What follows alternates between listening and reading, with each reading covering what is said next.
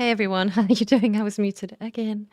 Hey Chris. Yeah, the announcement would be really popping would be Guitar Hero games. Really? How you doing? How you doing? I've been watching these since I got back from Anime Con. Like mine's much, yeah. Hey Alex, how you doing? Yeah, totally Light No Fire, Among the Trolls, Under a Rock. You've so got me with those as well. So I was thinking, you know what? So PC gaming show is only starting in approximately plus minus 11 minutes. So I was thinking we would have a look at some of the Xbox game stuff that was coming on.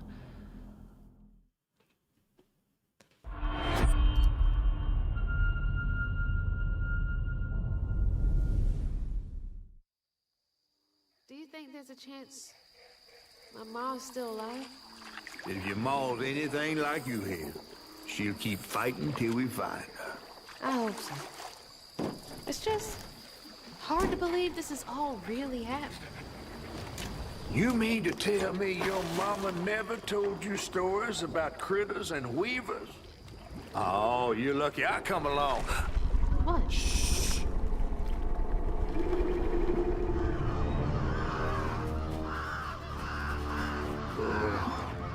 That's two-toed Tom. Big gator.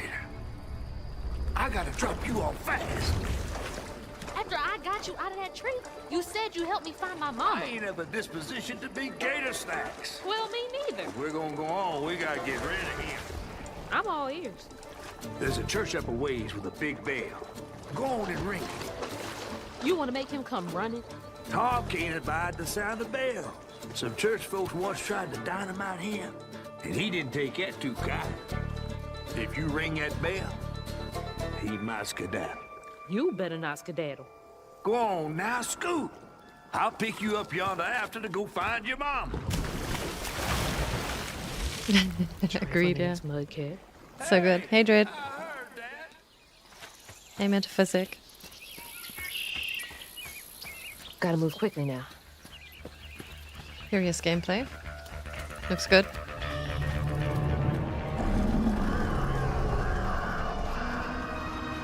Wait, that floating island is the gator?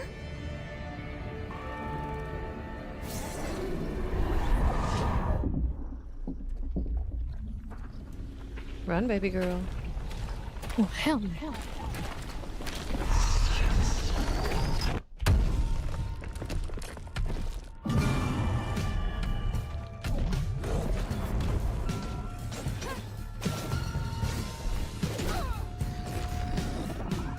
Was not expecting that.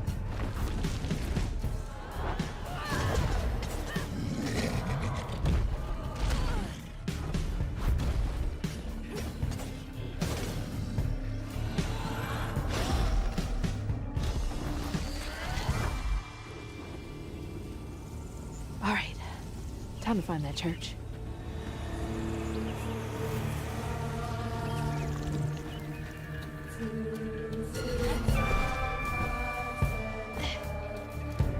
I'm very curious about the mechanics of the game. There it is. Now to get over there.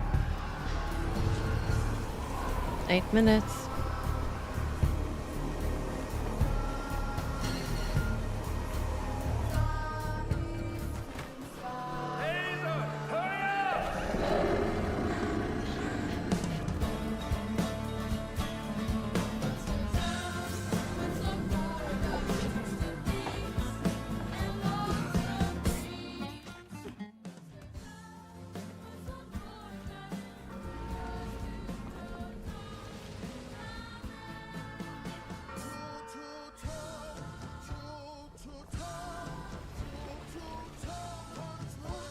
What the hell? Oh my gosh.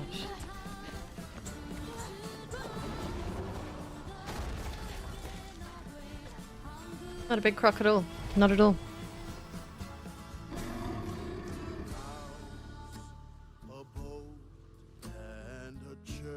Alright, South of Midnight. That looks pretty good. For Tom, they say. For Tom. Let's see what else is coming on. We've got another 7 minutes.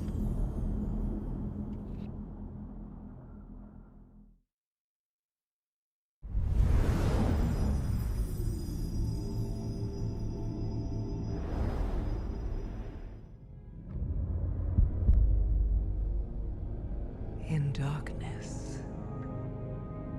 she slumbers and dreams.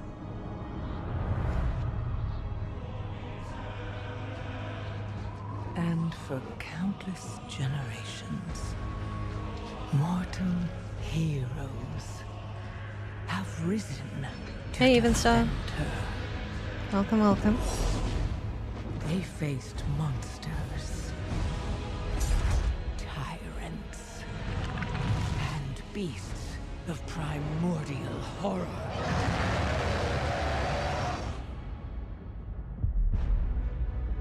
Though they fought amongst themselves, their enmity following them to the most distant shores. And even across time and space. Their courage This looks good. never faltered. Even upon the very threshold of death.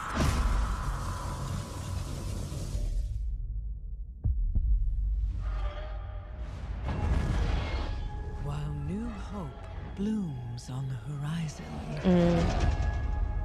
the final battle draws near.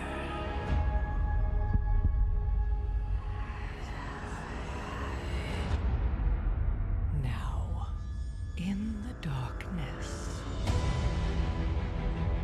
at the very heart of the world, the drums of war thunder once again.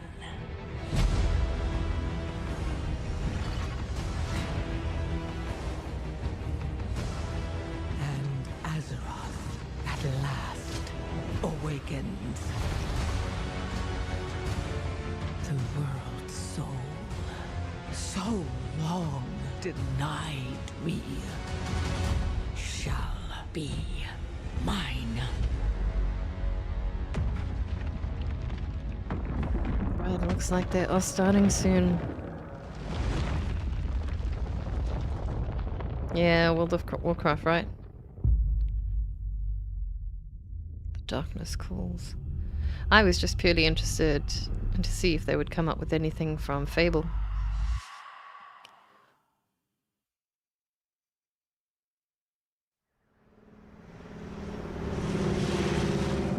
I'm sure we can watch this one before the next stream starts. Pakistan, altitude 30,000 feet.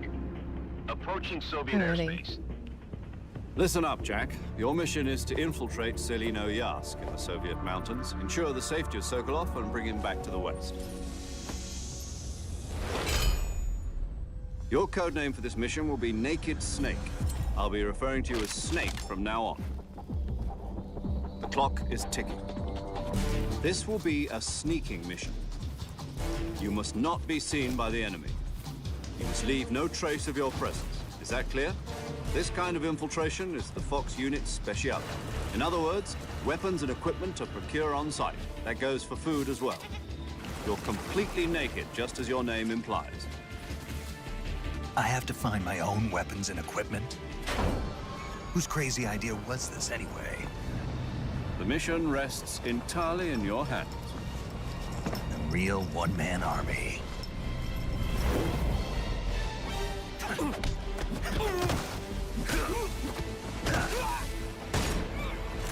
It's not being sneaky, is it? Freeze. Speak.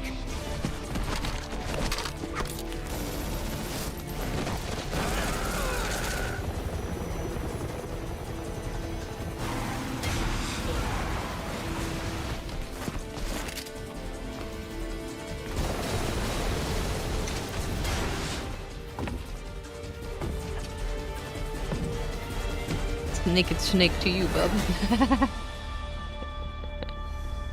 Cool. Snake eater. Commencing virtuous mission now. I want to see if we can't find anything about Fable, because I missed some of this.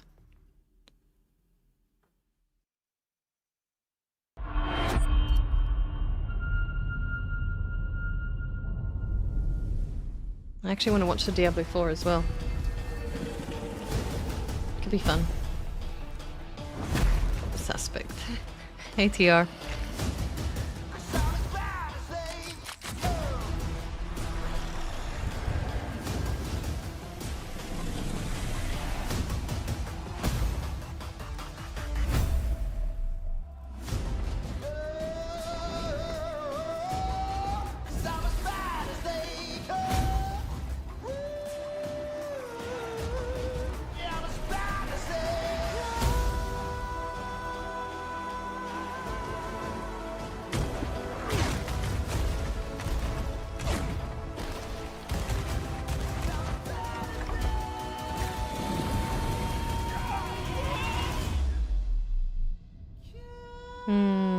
Season 13, right?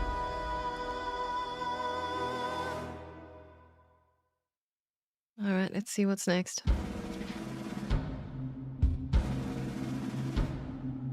Your kind meddled where you shouldn't. As long as Oo is free, your world is in mortal peril.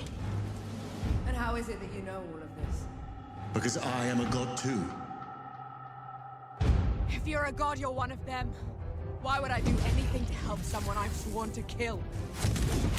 If it's vengeance you want, I'll give it to you. So many new games.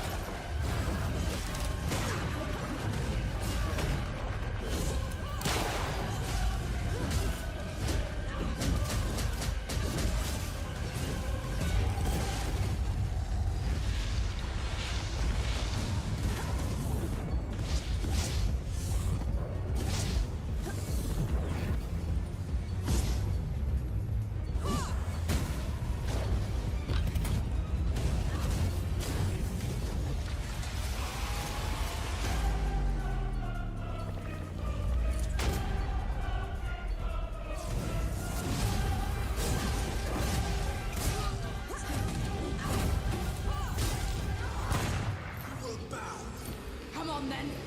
Fight me and die. Nice.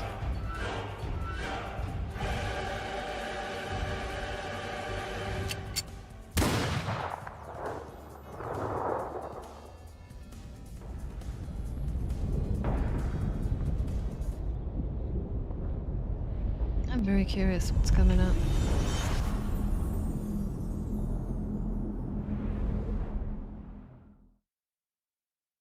Did anyone hear anything about Fable? We return to you now as the gods of mankind. No way.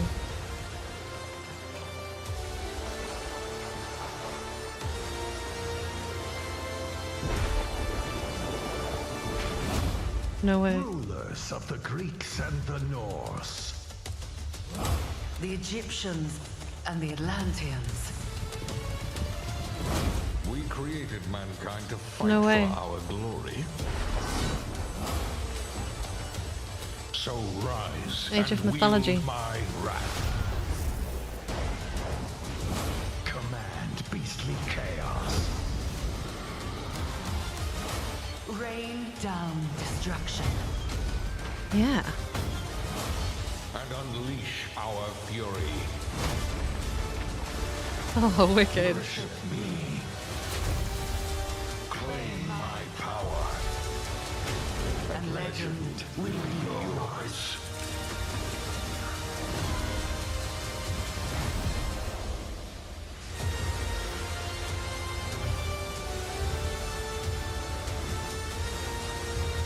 No way. Way! They did! Oh, I'm so gonna be playing that. Nice.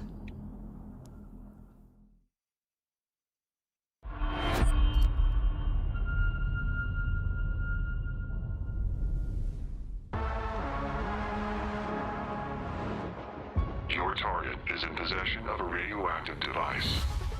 Stop Carrington's attack at all costs. Good luck, Agent. I always knew I had an instinct. Hey, Bogdan. I could see the world differently. Oh, did you? I thought it would be like any other mission. I was wrong. Welcome to Garden City, where it's a pleasant 23 degrees all day, every day. How far to his last known location? Local forces are also tracking his whereabouts. You need to find him before they do. I'll have to improvise. Generating voice print.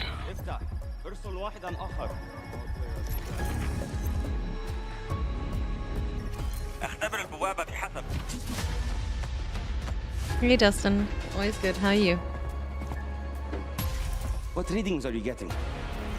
We're getting odd readings from your monitor. Can you confirm?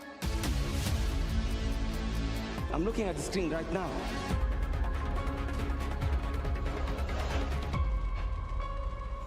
Our intel places Carrington on the second floor. And the life we think we know turns out to be a lie. There's only one way forward. Find the truth. Scan's clear. I'm going in blind. Carrington! Damn it! This looks pretty good. Analyze. What am I looking at here? Carrington appears to be targeting a research facility. If he attacks it, the casualties could be astronomical. Agent Stark, it's a pleasure to meet you. Oh, dear.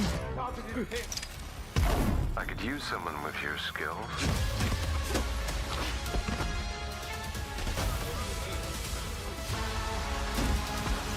Looks good, though.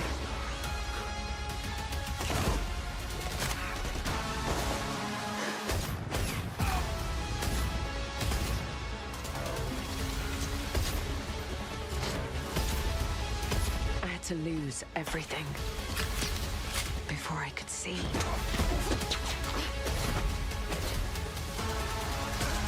What this world was really hiding.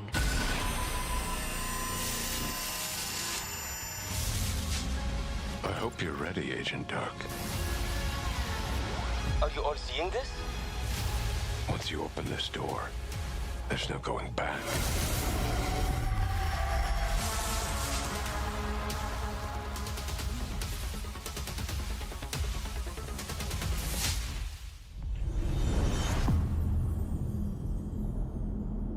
That looks good. I'm really chuffed by that. Well, they were cheeky, so it's only starting Agent in a Joanna few, Dark is caught in the middle of a like 20 minutes. near-future war over Okay, I'm going to advanced skip over technology. them talking, and then we can kind of just watch the gameplay itself. Oh, Diablo 4.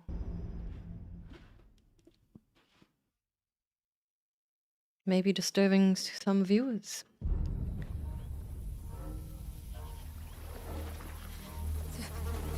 Akra, cheers, chicham. Mini de cheese. Oh dear. Mini de Zukudo, Mart Solan. Akra, cheers, chicham. Mini de cheese. Mini. Boy, young one. Are you all right? Akra, cheers, chicham. Mini de cheese. Mini de Soulstone. Zukudo, Mart. Oh, you're not well. Please, please, please, my child, let me help you. Stay away from me! Nayrel! Is that how I raised you? No, Mother. But I must carry this burden alone. I must get to Akarat's tomb. But look at you. You're killing yourself. I don't know how much longer I can... I'm here, little magpie. I missed you so much. I'm so proud of you. But now, I need you. to give up. No, no, no. Of course it's you. You monster. Let go of me! Let's go. No. You made a choice. And I warned you, little magpie. There would be consequences. Uh-oh. Shit.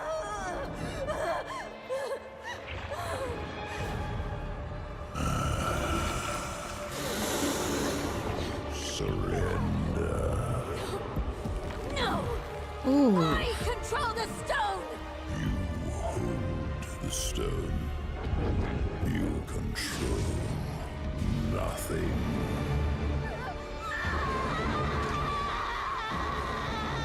Oh god, that looks...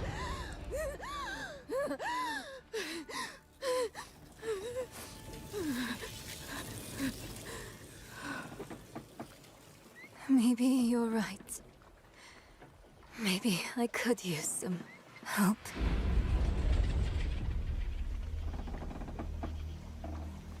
Oof.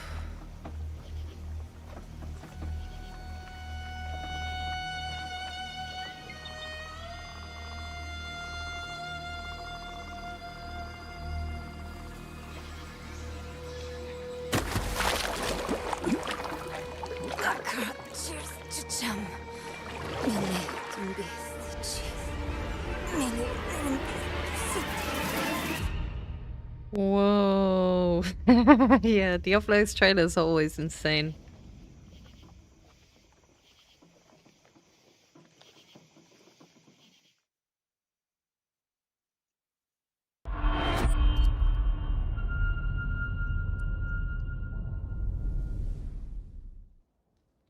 Oh, right. You. So, you want to know all about heroes, do you? Well, you have come to the Fable. right place. Because who better to tell you all about them than perhaps the greatest hero of them all? Yeah? There he is, in all Who's his this? finery. No, it's not. Cheers. My eyes are blinded.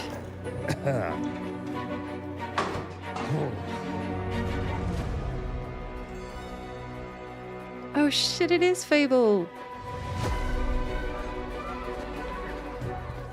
I mean, sure, you get your mega fans, You are like literally my favourite person. your haters, It's like a fan club, but we hate you. your chancers, and the occasional giant toad, for some reason.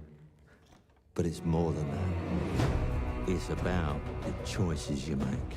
I'm a hero. I should do what I want. You thought you could save her? You know, it's your life and death stuff. That's what defines you, doesn't it? Really, stays with you. I knew this one hero. I took her in when she had nowhere else to go. Welcome to the most exclusive club in all of Albion. Thought I'd get her out there, make the most of her gift. But you know what it's like when you're young and you have a point to prove. I tell you, this kid, she had it all. The skill, the talent, the power. She was something else, all right. She was terrifying. So, yeah, I knew this girl once who made all the wrong choices. Humphrey. She's back. Oh dear.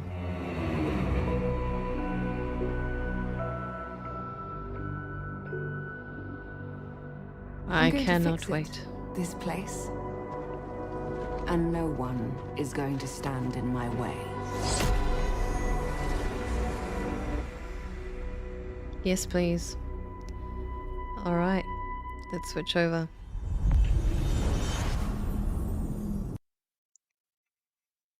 We're going to move over to the PC gaming. I can't wait for that as well.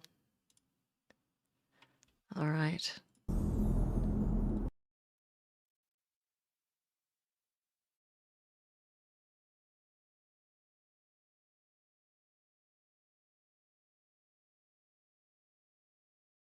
So it's now started. Everything's up and running. All right.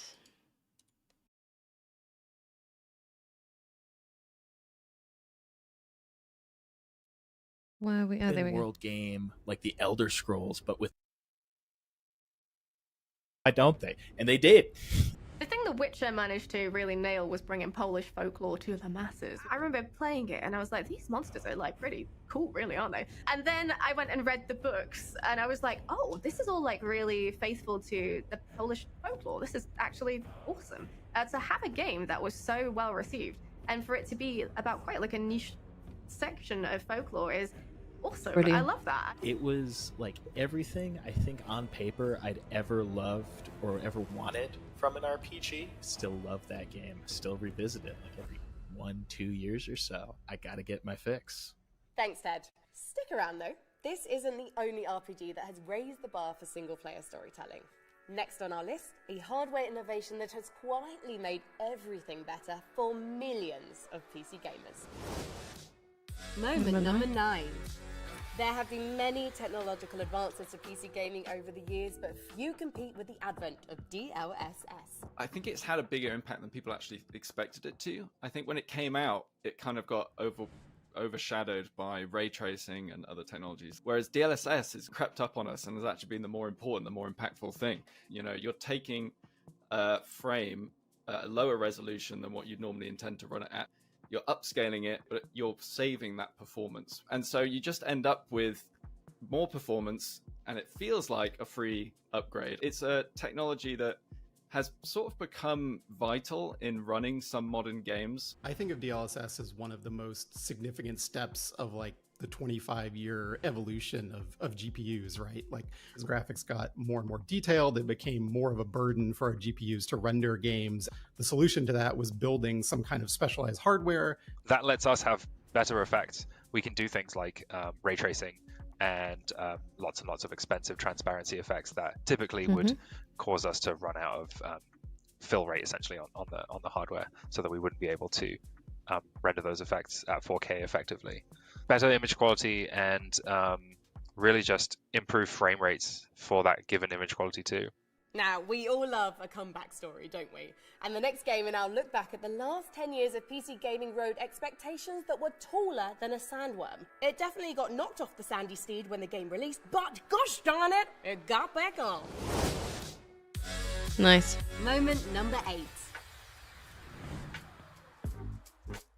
No Man's hell Sky yeah. was, to me, sort of like a tipping point game for this idea of like the everything game, that like people were so excited about the potential and really craved this idea of like this world you could be in and do like every activity you can imagine. And it turned out they had way overpromised what you were going to actually be able to do in No Man's Sky, right? Which was ultimately a game made by a very small group of people, from players online, when a game does not offer what they've been led to expect. People got really, really angry. That was not a happy moment, right?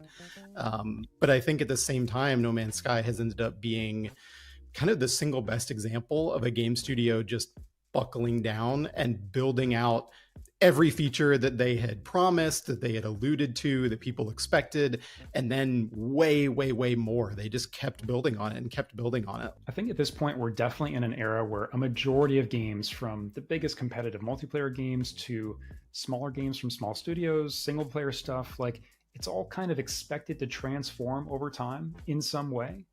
And that whole possibility owes a lot to the progression No Man's Sky made to this redemption story of success. Really? Certainly early access is one of the biggest examples of this, an extension of kind of the groundwork that No Man's Sky laid, with early access being a kind of permission that games give themselves to be less than perfect at launch and improve over time. I think No Man's Sky ended up kind of being the game that people wanted Starfield to be, in terms of just how big it was and how many different things you could do in it. But that really just goes to show like how hard and how much time it takes to build that kind of game is, right? They couldn't do it at launch, but they could do it with 7 more years of work. Very true. Moment number 7. Hey, Max. Now, here's a subject I know a little bit about, unless you've read it recently, in which case I know absolutely nothing at all. But I have had a front row seat to some of the biggest esports tournaments in the world, and the last 10 years have been extraordinarily good for competitive gaming. You might have heard recently that the esports bubble has slightly burst, but it's a phoenix. It's coming back from the grassroots ashes, and what we're seeing are publishers giving their games to tournament organisers and to the fans and getting them to put on new tournament circuits. And that is really how you grow and sustain a scene, having experts run them and having the best players in the world want to play in them. So I can't wait to be front row at a few more tournaments in future. But hold on, I know someone else who knows esports inside and out. Sean, how's it going over there in the studio? Oh, Frankie, I'm doing great. I'm still getting all dolled up for the show later today. Looking good, Sean.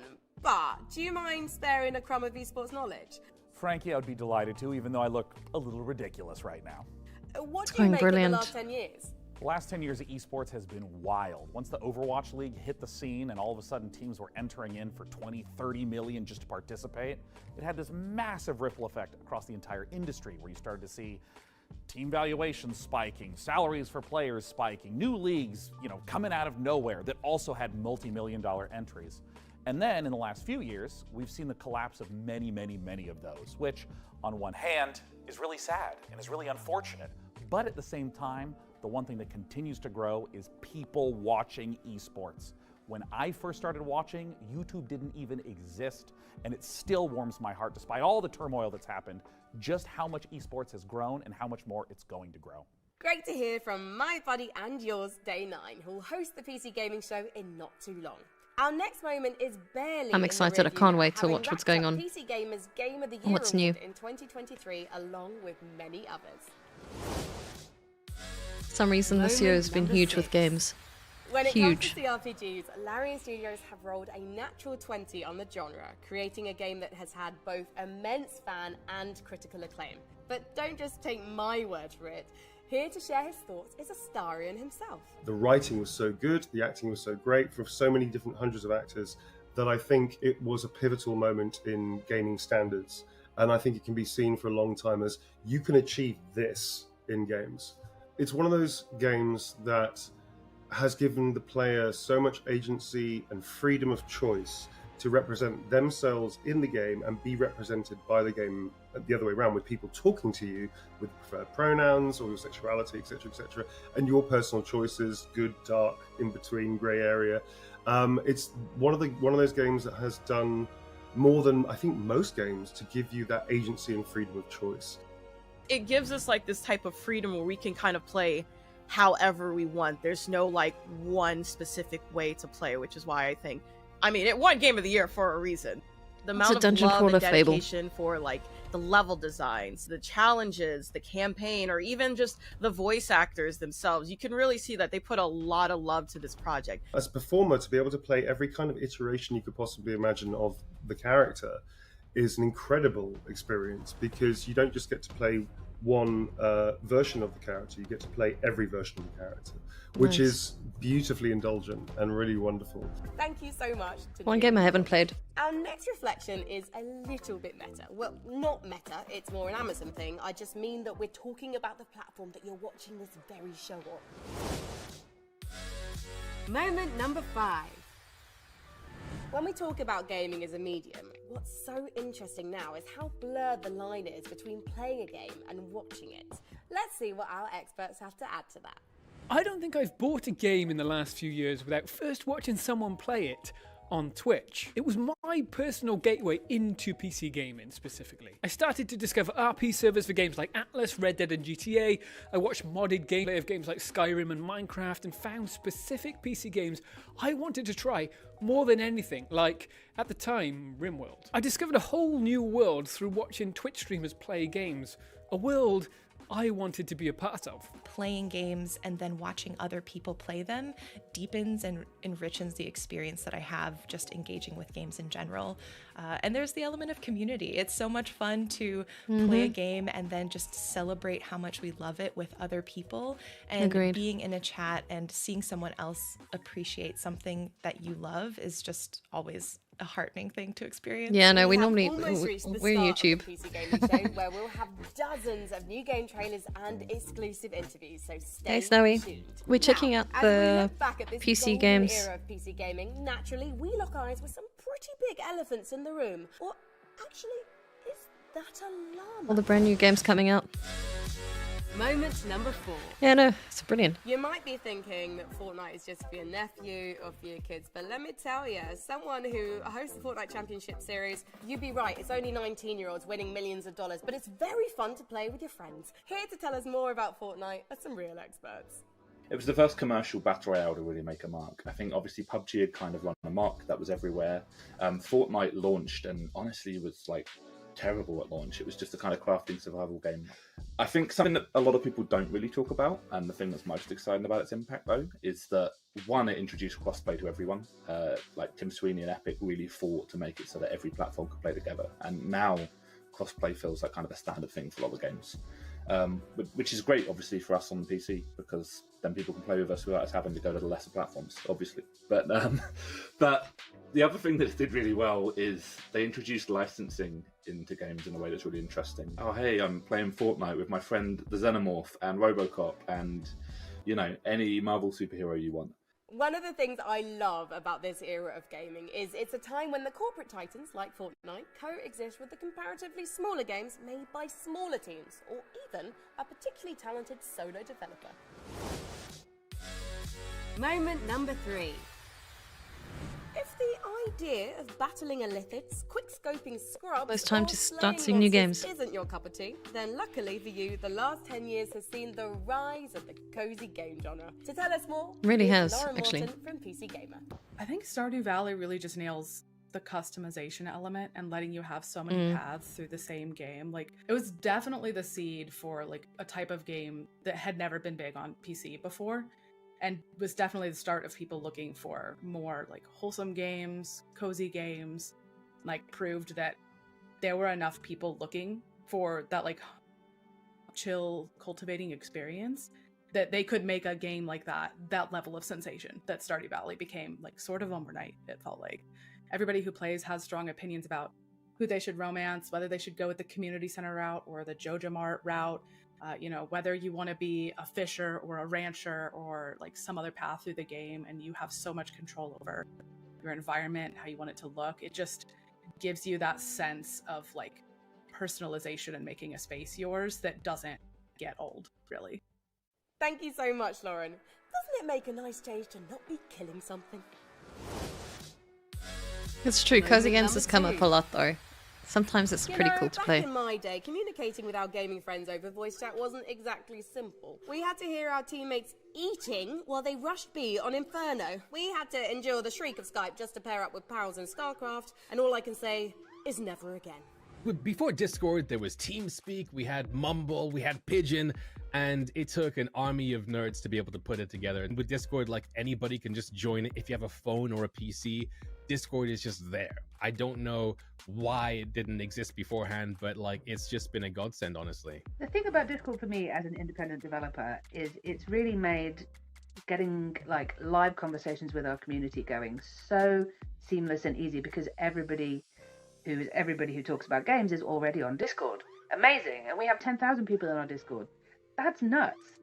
The problem for me with Discord is that if you have just 12 people in a Discord and they're all talking to each other, you're going to get drama. So it's like the challenge for indie game developers is, yes, it's this incredible tool. It's totally low-hanging fruit. Everyone has it. But you need to give resource to it literally every single day. And it's very... it's demanding. It's demanding. But I love my Discord, and they're my little freaks. So I wouldn't give them up for anything. We have also kept our forums open at the same time, though, just to like play the field. Chatting with your friends online has never been easier, thanks to Discord. And now, the number one moment from the last decade. Alright, Cool. We're nearly ready to start the PC Gaming Show. Who's ready? Actually, is our host ready? Let's check on him. Hey. Hey, Sean. How's it looking over there, buddy? You got your hosting pants on yet? Frankie, indeed, I am wearing pants, but you just can't rush this kind of beauty. Sean, I know you're already hosting the show along with our friend Mika Burton, but can we steal a moment to get your thoughts on, you know, the most historically significant thing that's happened in PC gaming since 2015? For our 10th anniversary, Frankie, I wouldn't miss it for the world. Because when you think about a brand new release, it's trying to do something more, bigger explosions, better graphics, maybe pushing some technical thing to the limit. Like, PUBG did not really run very well on release. Like, I was getting 20 frames per second when I played, but it was so compelling, and it breaks like 3 million concurrents. And then Fortnite switches its core gameplay away from that build a base and defend things at night into a battle royale and becomes the #1 game in the world. And I think that it was so impactful because it was like watching the birth of a new genre. People that did not play shooter games like me had such clarity as to what you needed to be doing at all points in time, and there's 100 people in the game. I mean, again, I don't think that I've played something that compelling since. Thank you so much to Sean and all of our other experts for sharing their biggest moments with us. Read more about the 10 biggest moments in the last decade of PC gaming on PCGamer.com and let us know your favorite gaming moments using the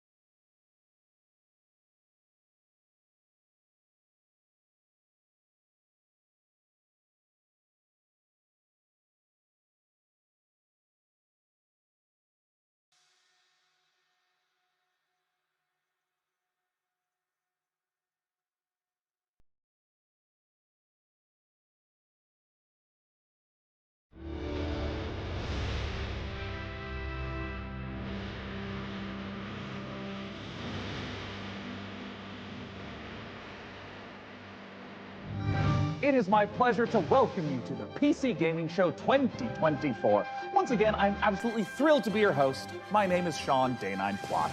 We've got another great show for you, packed with trailers, exclusives, and lots of surprises, but here is what I'm most excited about. Joining me once again is the inimitable Mika Burton. Get in here, Mika. Come on in. Take it away, Sean.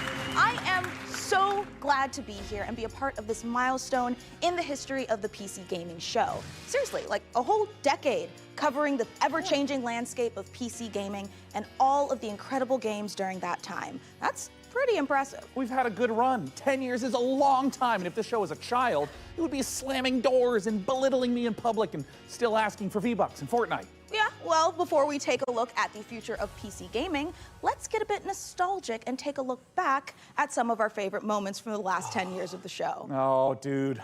Didn't we just do that? The emotive montage music. Oh, it's so beautiful. Well, over the years, we've featured so many great games, some of which got their start right here on the PC Gaming Show. So, who remembers some of those gems? I mean, I remember in 2021 when we turned a graphics card into a spaceship, or when we did various attempts to replace our host with artificial intelligence. It was an innocent time. We were so young and naive back then. We sure were. And what about way back when the PC Gaming Show was live, and we had developers like Dean Hall and Warren Spector, and oh my God, look at baby Day9. Oh, and I still look like that. I mean... And who could forget the PC Gaming Show 1969, live streaming from a surface of a little white rock that we call the moon. Hey, what? Wow.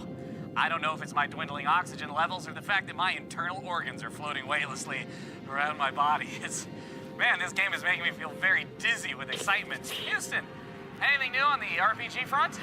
Hey, what? And who could forget the PC Gaming Show 1350, a personal favorite of mine? Now, for fans of Sticks and Pebbles, prepare to lose thy stools for Sticks and Pebbles 2. Developed by peasants and published by Microsoft. Simply boil some water to access it on Steam. Sean, you know some of those things didn't really happen, right? Oh, of course, Mika. I know. I'm not an idiot. Moon landing, sure. Well, we have some more exciting news. No 10th anniversary show would be complete without our favorite Brit and gaming goddess. It's none other than Frankie Ward. Thank you so much, Mika. It's great to see you and Sean again. And to celebrate 10 years, I even got us a little cake. But I do think I speak for everyone watching when I say, could you two stop goofing around and just get to the trailers already? Well, in a second, but Frankie, Yes, riddle me please. this. Why aren't you like here with us? Well, I'm kind of expecting a pretty special delivery. Oh, I get you. Big Amazon order. Yeah, makes Can't miss sense, those. yeah. Sometimes you have to sign. Right? Something a little more important. I'll be here with my unborn mind flayer having a watch party. And I'm just gonna chill out here on the couch, have some snacks, and be on hand to jump in whenever the mood takes me. Also, why are you standing there like a couple of lemons anyway? You should take a page from my book and take a load off.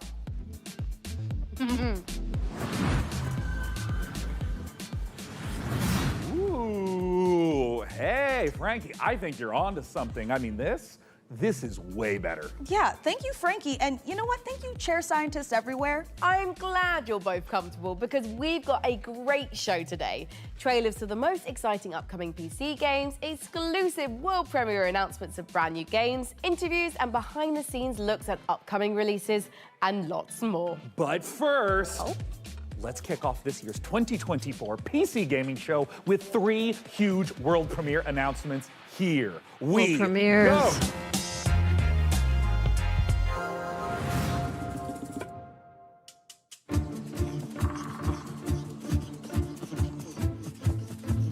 Renty wanted.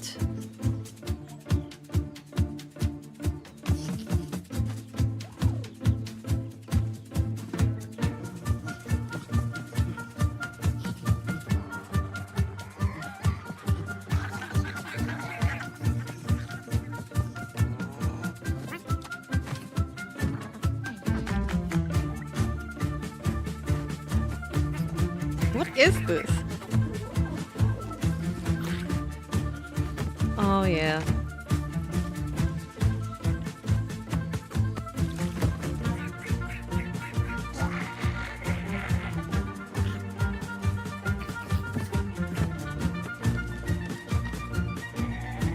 Are those grumpy furballs? Because that's pretty cool.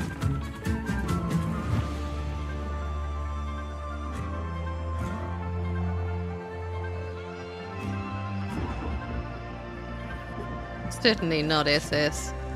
How you doing and welcome.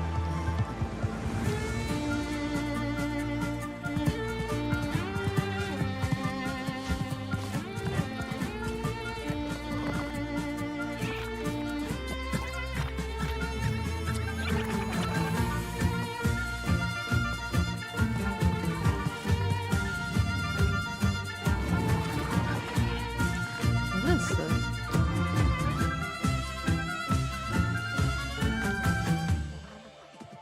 Among the Wild.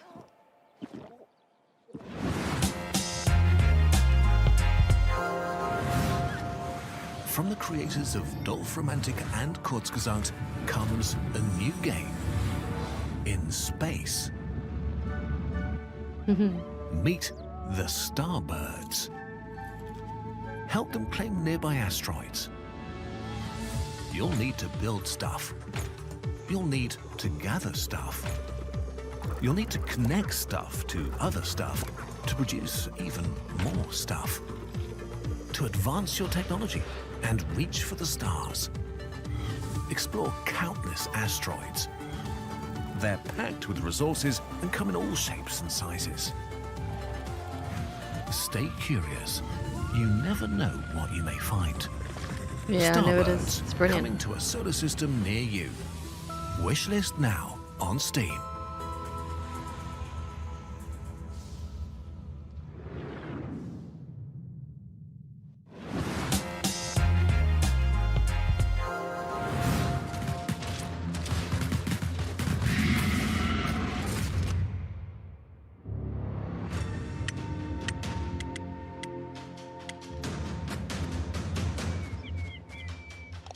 Diablo 1, man.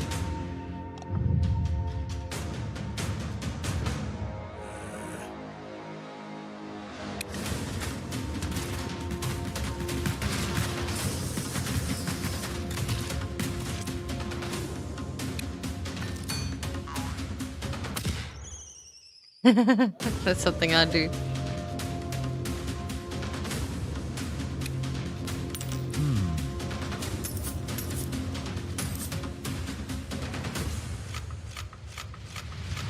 Very curious concept.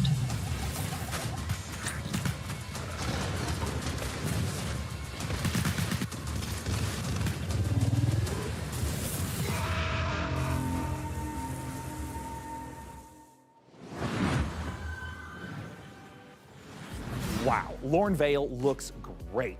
A fantasy world with post-apocalyptic vibes, guns, but also magic. Sign me the heck up. And actually, Mika, question for you. What do you think you would become in a lawless fantasy world? Seriously. Well, I could see myself as like a ruthless bounty hunter, blasting away hordes of enemies with a six-shooter, or maybe I'd become a silver-tongued traitor, you know, talking my way out of dangerous situations. Wait, but what about me? For you, I picture a dead body, you know? Oh, well, that makes sense. I mean, I would die quickly. Yeah. People have always said I look like the Disco Elysium bloated corpse. Right? It really checks out. Well, in Lornvale, it looks like both of our visions can come true.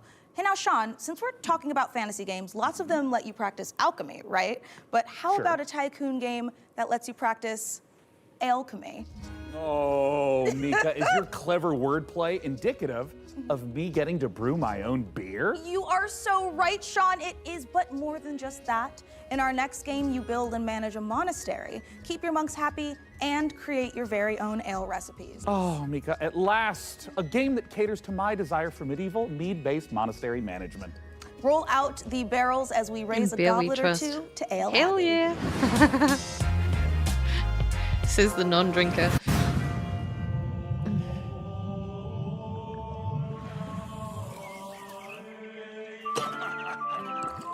I would play this.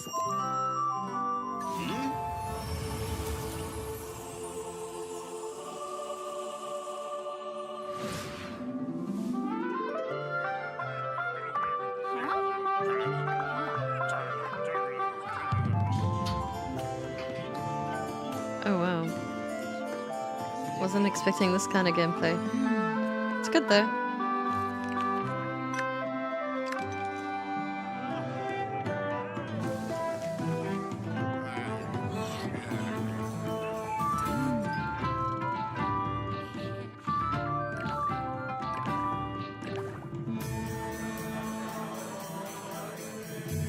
It's one hang of a beer house.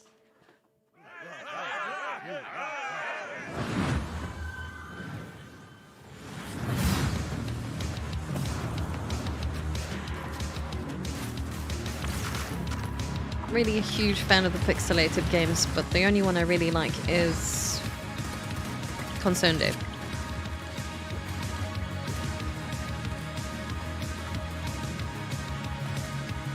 Actually, Terraria, there's a few. Honest, shush.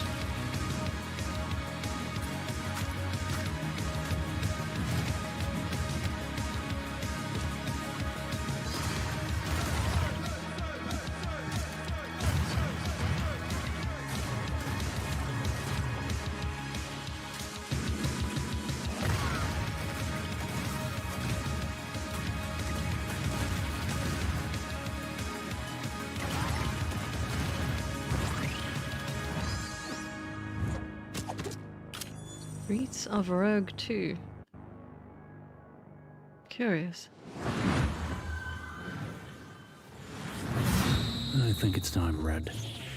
I told you, my name is Ringo. Tell me again, how does this thing work? You just have to combine the words. Like this. Super Fire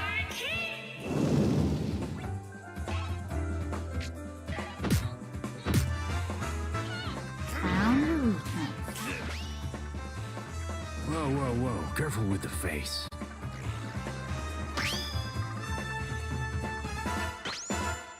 I guess it's just you and me now. Seems that way. I've never seen the stars like this before. Well, make sure you put on your seatbelt.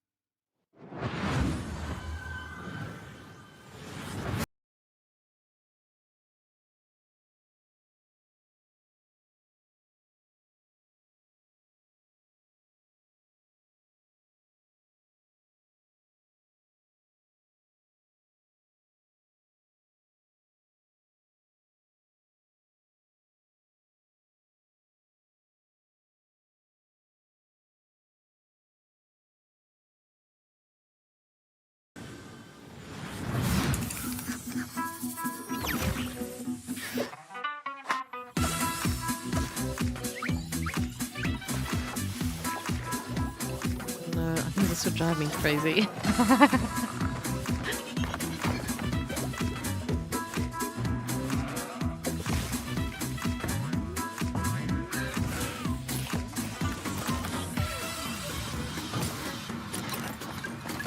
And it looks damn well cute. Probably is such a good game. I think my OCD will just annihilate me.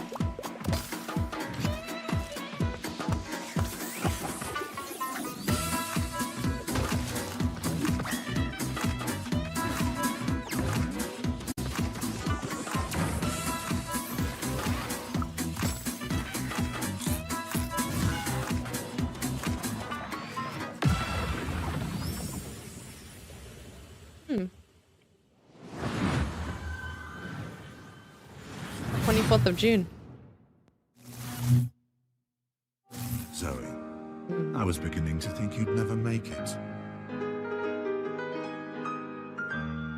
Ah, you were looking for answers. For you, these centuries would have passed in an instant.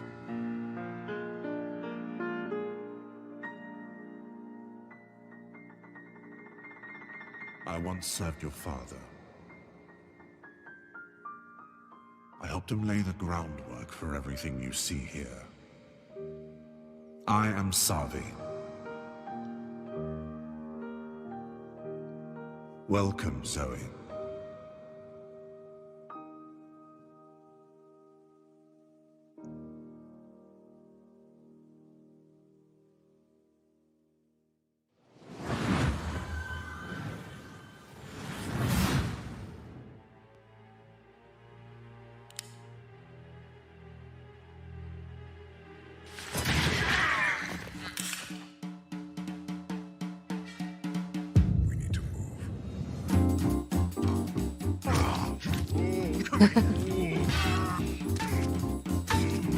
Smack him harder.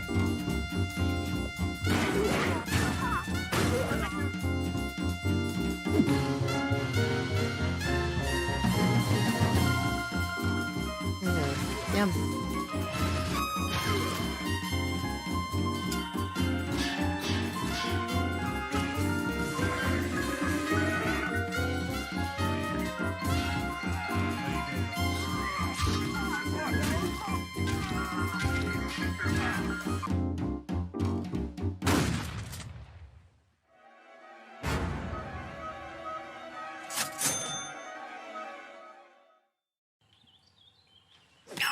Thugs like you were all the same.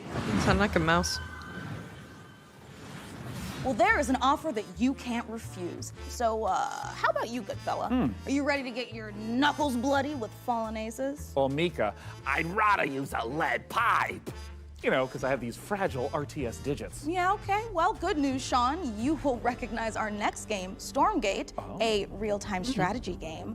It's given off some big StarCraft vibes, which is not surprising since it's being made by a team of former StarCraft developers. And hey, Sean, you played StarCraft like an hour or two, right? Oh, yes, Mika. I've played maybe even 3 hours. I even dipped a toe in a little bit. Crazy. But now for all you RTS fans out there, heads up, because with Stormgate, we've got a lot more than just a trailer.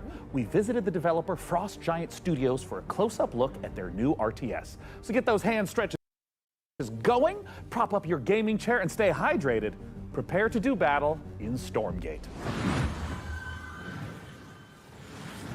Before the Infernals invaded us on Earth and destroyed human civilization, they engaged in battle with their sworn enemies, the Celestial Armada. Angelic form merged with advanced technology. The Celestials fight unlike anything we've seen, harnessing both light and darkness. Hey, Saber Gaming. They have Hey, new Guillermo. ways to mine resources and centralized army production. Their flying arc ship cascades power, which they use to expand infrastructure, energize their army, and enhance their abilities. Enemies beware. Bold claims that it's similar to StarCraft. Now, the Celestial Armada is here. Earth is the latest battleground, and the war, it's just getting started. I'd have to play more of it to have a look.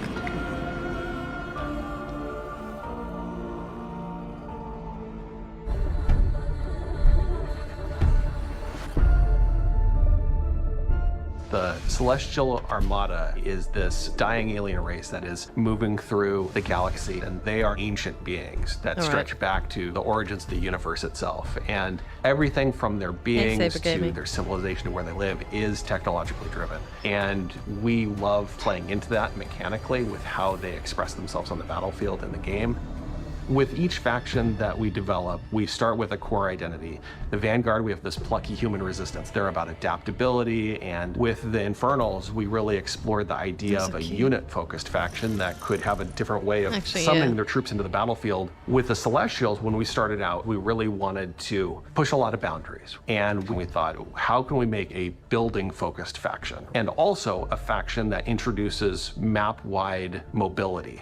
They are anchored by this idea that they're descending into the atmosphere from the Celestial Armada. And so when you're playing as this faction and can build structures all across the map in different places very easily, in many ways it becomes this strategic dance about where the conflict is playing out on a map. So we've kind of shifted the focus onto the buildings themselves. There's going to be a lot of emergent gameplay that players will discover on their own that we are not planning for. And that's actually what we want from the Celestials. Is we want to give players a bunch of options, a bunch of flexibility, and a bunch of interesting toys to play with, and then see what comes out the other side. And if you're the type of player that really likes coming up with this innovative way to outsmart opponents, the Celestial faction is designed for you.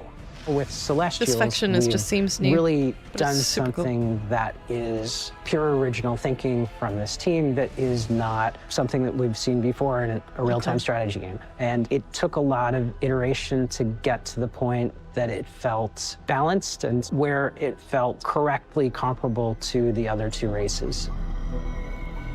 Stormgate is a Blizzard-style RTS, and so by saying that we're continuing the legacy of Warcraft and StarCraft, we're really looking at that core RTS experience. But we really believe that even within a Blizzard-style RTS, there's a lot of room to innovate, and there's a lot of creative boundaries that can be pushed to bring new styles of play and new experiences for players. And so we are really excited about bringing a lot of new ideas into the genre. We want you to have this asymmetric experience where playing one faction or another faction really feels almost like a different game entirely.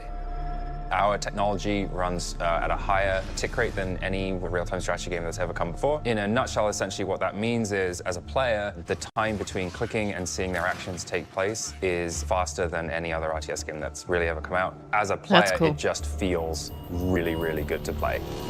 One of the biggest design challenges that we faced with Stormgate is creating a game that maintains the high-skill gameplay that has been the heart of RTS for so long, but still provides an on-ramp for new players coming in that doesn't scare them away. It's okay to be a high-skill game. It's actually a good and appealing thing. We never want to water down that aspect of RTS, but we talk a lot about lowering the skill floor, which means making it more approachable for new players coming in without taking away the high skill elements of the game that make RTS so exciting.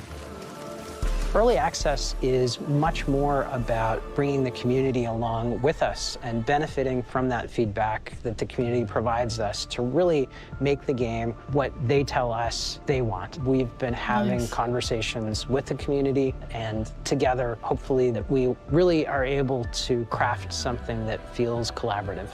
We're sharing it at a much earlier stage than any game that we've worked on in the past. But it is a better way to make games. I believe that Stormgate, as it evolves, will turn into something that is literally the best game that we've ever worked on as a result.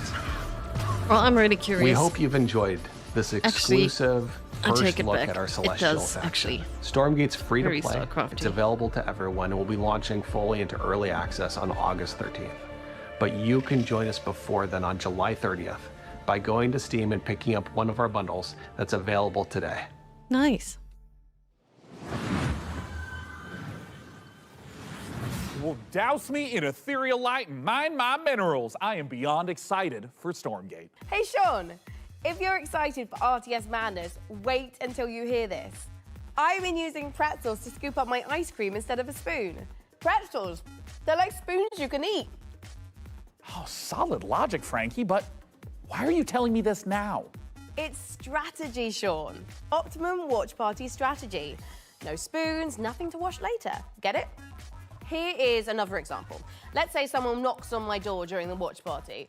A regular person would get up and answer the door, but me? I just hurl this brick through my front window and whoever was knocking runs away in terror. Bricks, they're like spoons you can throw. I feel like I'm really starting to get you, Frankie. A window brick sounds totally overpowered. I think you're onto something. My point is this. It's a really exciting time for strategy games on PC. You never know. And we've got so many more to show you today, starting right now. All you turn-based tactics fanatics out there do not want to miss this next one.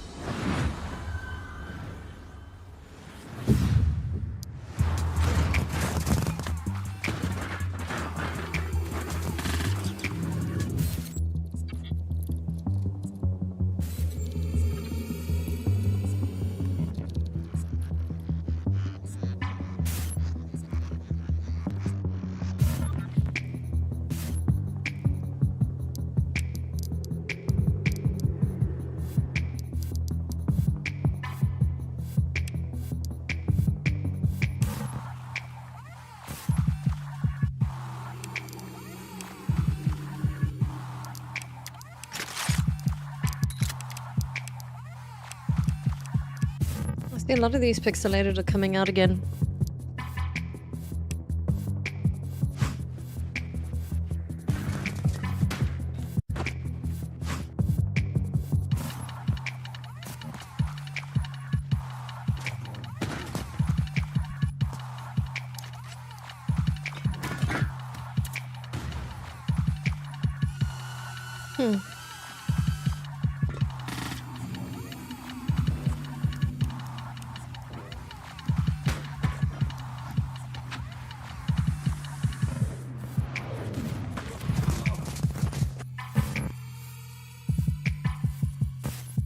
Piquing my curiosity, most definitely.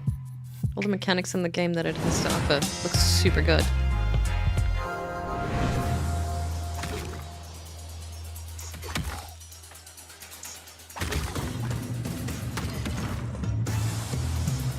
Toads of the Bayou.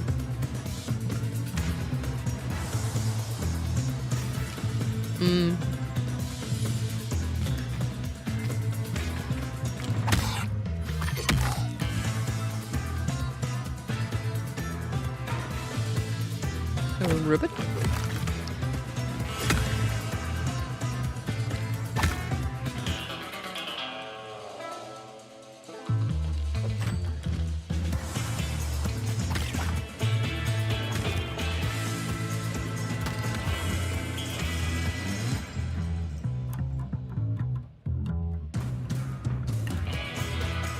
No, we made better games than this.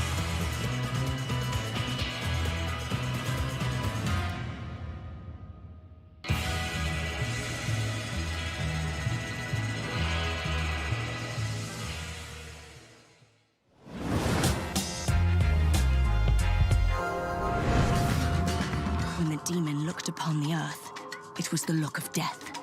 So Camlet is really trying to summon a demon from another dimension. What a twat. The primary mission is to sabotage Camlet's operation at any cost. What a splendid hiding place. How about a little switcheroo? You got equipped with thingamajig's too. You're not the only one with tricks up your sleeve.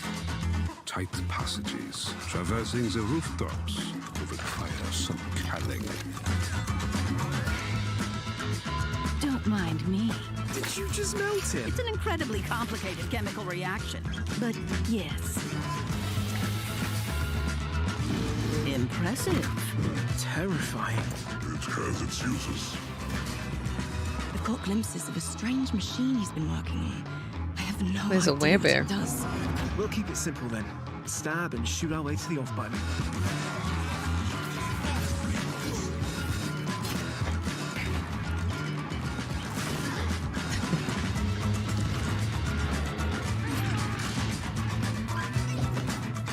Hey, Mad. Welcome, welcome. They said that career in archaeology would be uneventful. The Sumerian 6. Stealth, tactics, a ragtag group of scientists, and a werebear. What a great world premiere trailer. And speaking of trailers, Mika, we've had a ton of them on the PC gaming show over the last 10 years. You want to hear some stats? Oh my God, is Master Chief a Covenant killing machine? Has and always will be, Mika. And in the first 10 years of this show, we've piped into your hungry little eyeballs over 79,018 seconds of exclusive PC gaming content, streaming in a plethora of languages and regions. And that's not all, Sean. We have worked closely with developers to provide exclusive behind-the-scenes content and showcase some of the most exciting games of the past decade, all of which can be found over on our Steam page. Indeed. And hey, how about a few more of those stats? Ooh. According to chat, a whopping 98.7% of viewers tuned in live right now want us to hurry up and get on with the next trailer. So hey, can't argue with facts. No, you can't. Hey PC gamers, my name is Dave and I'm the director at Mighty Yell, and if you know us, you know we like to make things that are weird, uplifting, and fun. With those things in mind, I cannot wait to show you our brand new expressive dance battle adventure, All Systems Dance. All Systems Dance takes the fun of freely dancing and moving through a space, combines it with some tense arena combat and a heartfelt and funny story, all in the name of taking down an evil corporation. Look, we wanted to make a game about dance because, well, we're not the greatest dancers. I'm not. But that doesn't matter. The thing about dance is that everyone can dance, and if everyone can dance, and dance is what you need to save the world, then maybe everyone can save the world. I'm going to let the teaser speak for itself, but please go to allsystemsdance.com for more information. Thank you for watching this, for being a part of this with us, and remember, the revolution will not be choreographed. Welcome to Port Tomorrow, a perfect place for every Whoosh citizen to work, socialize, and relax. We here at Whoosh have thought of everything, so you never have to. Don't believe their marketing and don't believe their messaging. This is the face of Whoosh. Look around. We are all trapped here on this island. We are being watched and we have to fight back. I know they outnumber us, but we've discovered their weakness. Their weakness is dance. Dance reprograms them. Dance makes them see us as more than just a number on a spreadsheet. You have to dance. You have to dance like your life depends on it. Take back control, free yourself, and feel the movement. The revolution will not be choreographed. So who's up to dance?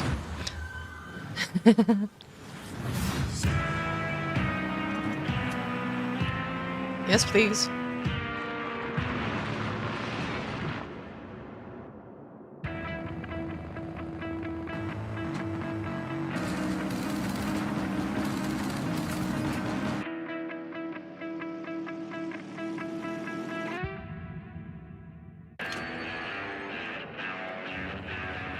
What is this?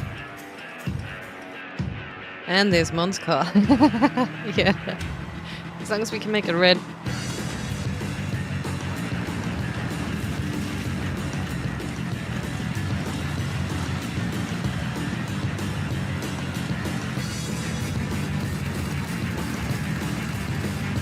Whoa.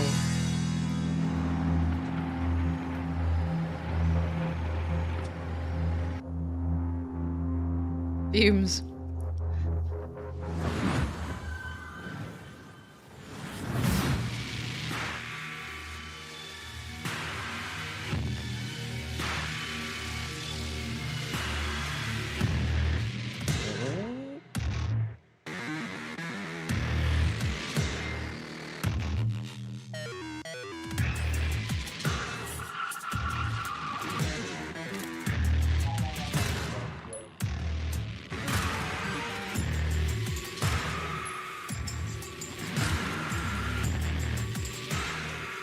The Balthazar.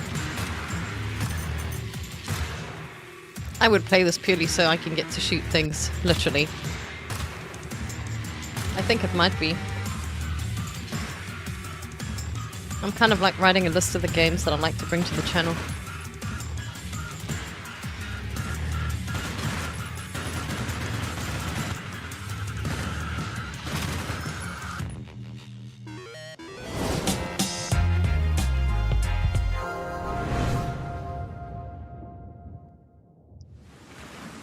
Atlas 1-1, this is Zeus. Do you copy? Over. We've detected the anomalous presence in the Iron Corridor area. We need you to localize it and contain it.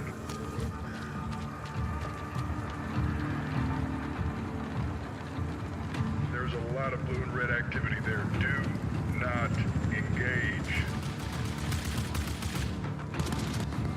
I repeat, do not engage. Your goal is simple. Search and contain the anomaly. I repeat, search.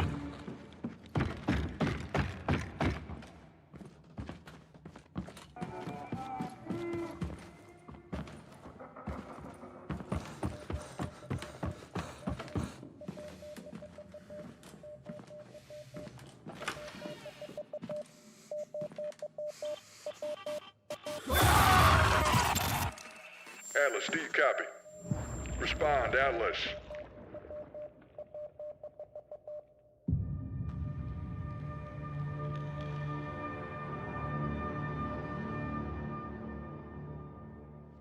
Short and sweet. Looks good. Okay, Mika, pop quiz. But I didn't study, Sean. Quiet. Listen, let's say you find yourself face to face with a huge mutant super soldier whose arm has been replaced by a chainsaw. Okay. What do you do? Well, if I were a mad scientist working for an evil mega corporation, you know, like you do, I would probably replace its other arm with a grappling hook. Oh my God, perfect, because that means you would fit right in at Tripwire Interactive, who have been working for years to bring us the next installment in the Killing Floor series. Now, for those of you who didn't know, the franchise has been a huge staple of the PC gaming show since its inception back in 2015. Tripwire have actually been at 9 PC gaming shows. In the upcoming sequel, players will face off against a new upgraded generation of Zeds in this long-awaited co-op horror FPS. And the Zeds aren't the only things that have gotten an upgrade. To learn more, we visited those mad scientists at Tripwire Interactive for this exclusive look at the guns and gore of Killing Floor 3.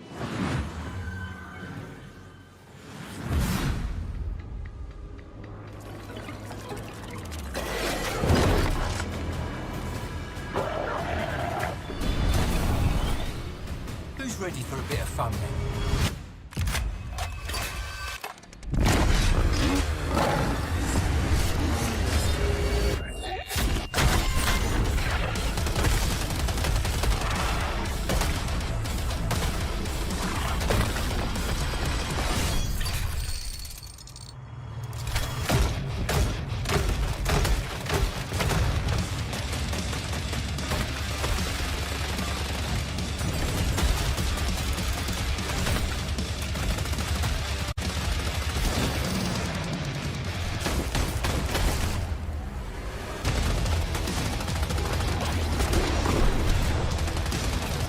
Music's epic.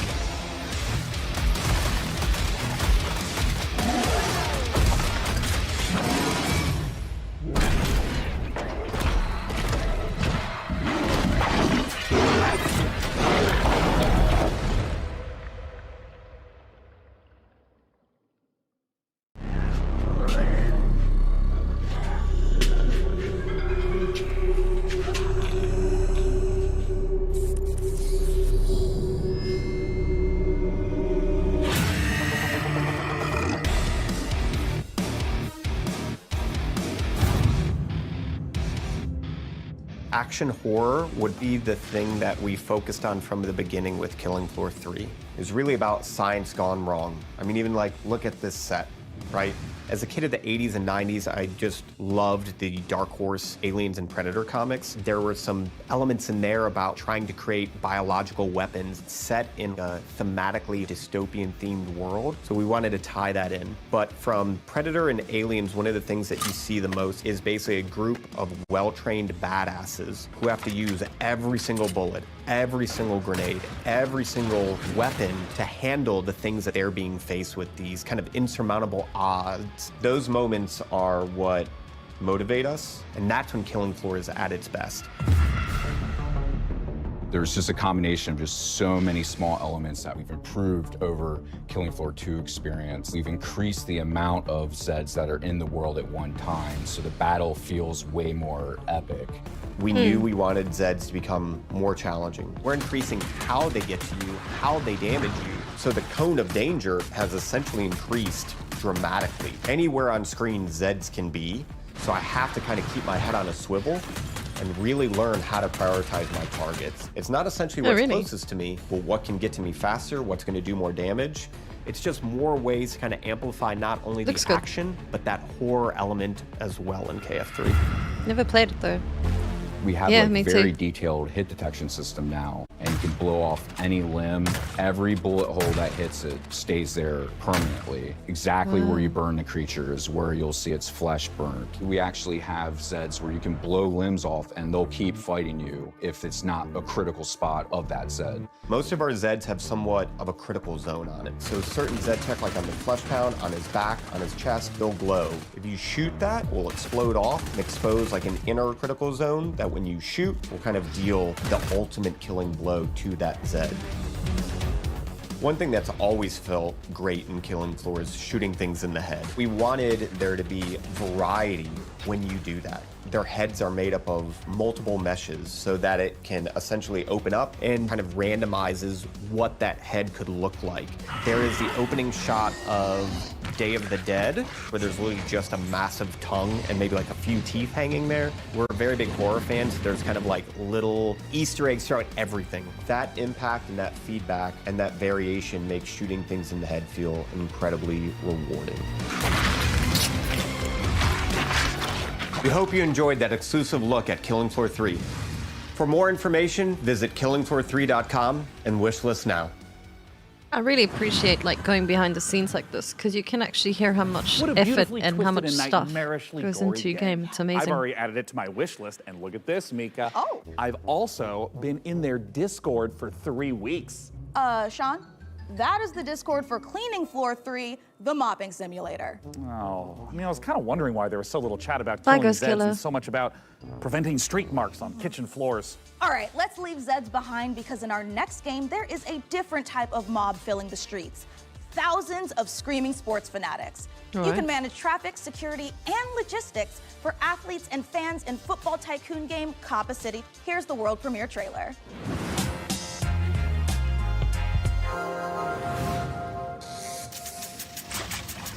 This city is about to experience a football game that could be the greatest it has ever seen. You are responsible for how it will go down in history. Get ready to host the biggest clubs from all around the world. You will have to manage every single detail. Prepare for thousands of fans swarming your city. I wouldn't even know where to start with these kinds of games. Streets with energy you can only get from football fever. But remember, safety is a top priority. It's all in your hands. Can you find the right balance? The fans are getting excited, but the pressure on the organizers is rising. Can you give them what they want? Can you create a night they will remember forever? Everything comes down to your decisions.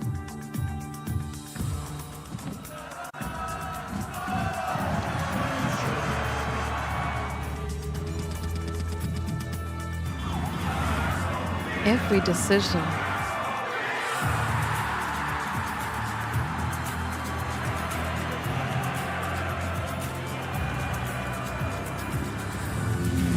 Host the biggest clubs. Engage thousands of fans. Create a football fiesta. Coppa City 25, the first football tycoon. Oh, cool. All right, so tycoon game.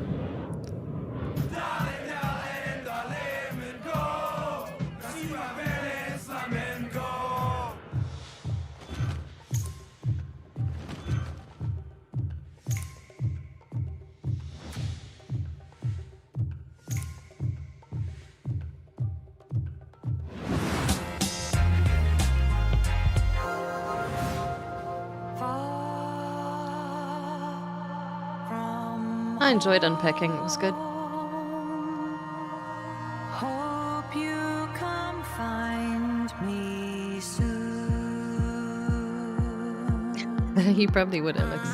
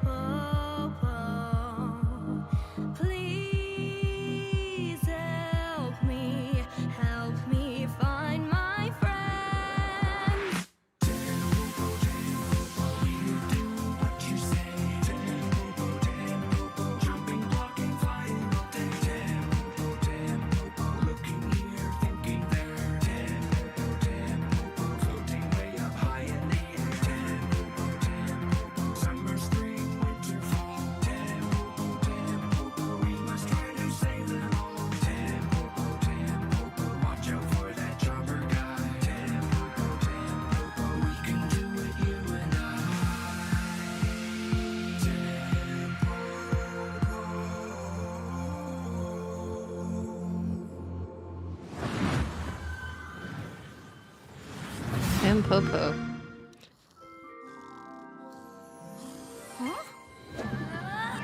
I love gaming. Hey, Candy Narwhal! Dog with the face of the guy from the deli! Hinge Elfin Princess and Nightmare Clown! Hey, Cat! Are you ready to play awesome games in my own fantasy megaverse? I hope I never wake up! Stay. Bad clown! So what's up first? A little Halo capture the flag, or... Have a lovely picnic? Sure. Kat, we've been talking. You do know about PC Game Pass, right? PC Game Pass? What's that? It's a membership that lets PC players play new and immersive PC games. Like going to a PC gamer's dreamland, only you're awake and he's not here. Tell me all about it! You'll get day one access to some of the biggest new releases, along with a curated library of PC games. It even includes an EA Play membership. And it's crammed to the gunnels with exclusive member benefits and discounts. If I were human instead of a ripped dream elf, then I'd use it to try games and buy them for less. Huzzah! Sick! Can I play with my friends? Ask them yourself! Huzzah! Cool! Multiplayer! So it's a gaming membership designed specifically for PC players, and you get all these awesome features for a low monthly price? Exactly! You even get exclusive Riot Games benefits. Uh-oh. Thanks, guys. As soon as I wake up, I'm joining PC Game Pass. It's literally a dream come true. Better, even.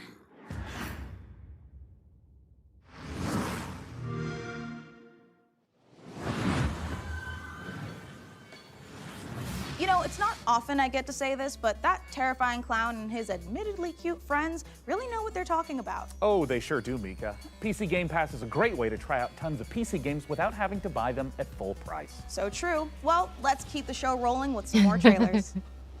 Yeah.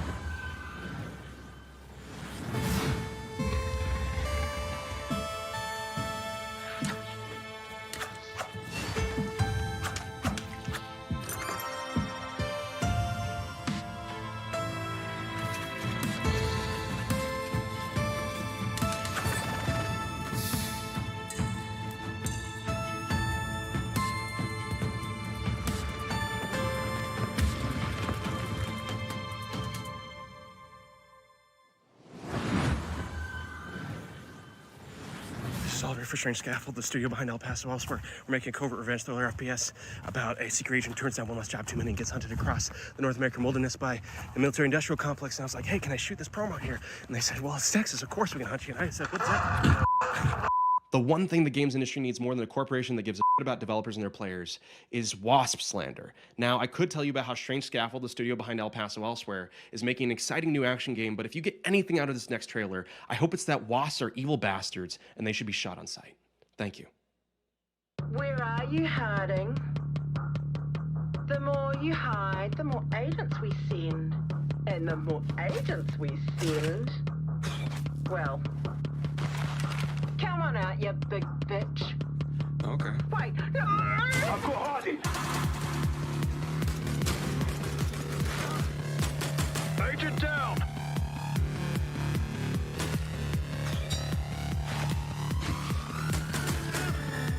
Harding spotted. I dig that gun. I want a boomerang gun.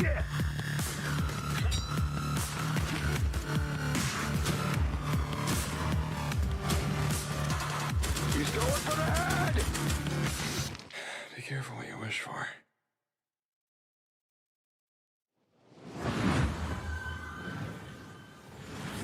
The Cataclysma left us broken. Lost. But we rose, piece by Perhaps piece. so. Night after night. Hi, Sodica Dragon. How you doing? Welcome to the stream. But I see no broken souls today. I see a people carved from stone. This is more about indie devs. And with this stone, It might just not be in your taste. we will rebuild. PC Gamer or PC Gaming, when it was still a mag, they represent a lot of these.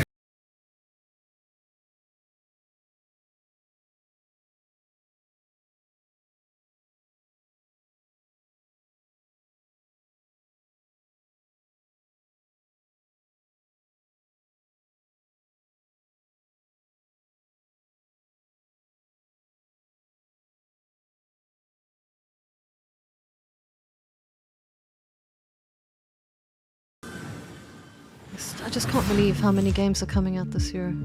Listen, I don't care what you were doing back on Earth, shooting hobos in tracksuits or sweating in a bush in some godforsaken jungle. This is nothing like what you've ever faced. Our intel confirms enemy operators deployed in the AO. And it seems like those alien freaks can be killed with light. Keep your mission objective a priority, and I'll see you on the other side. Moving out.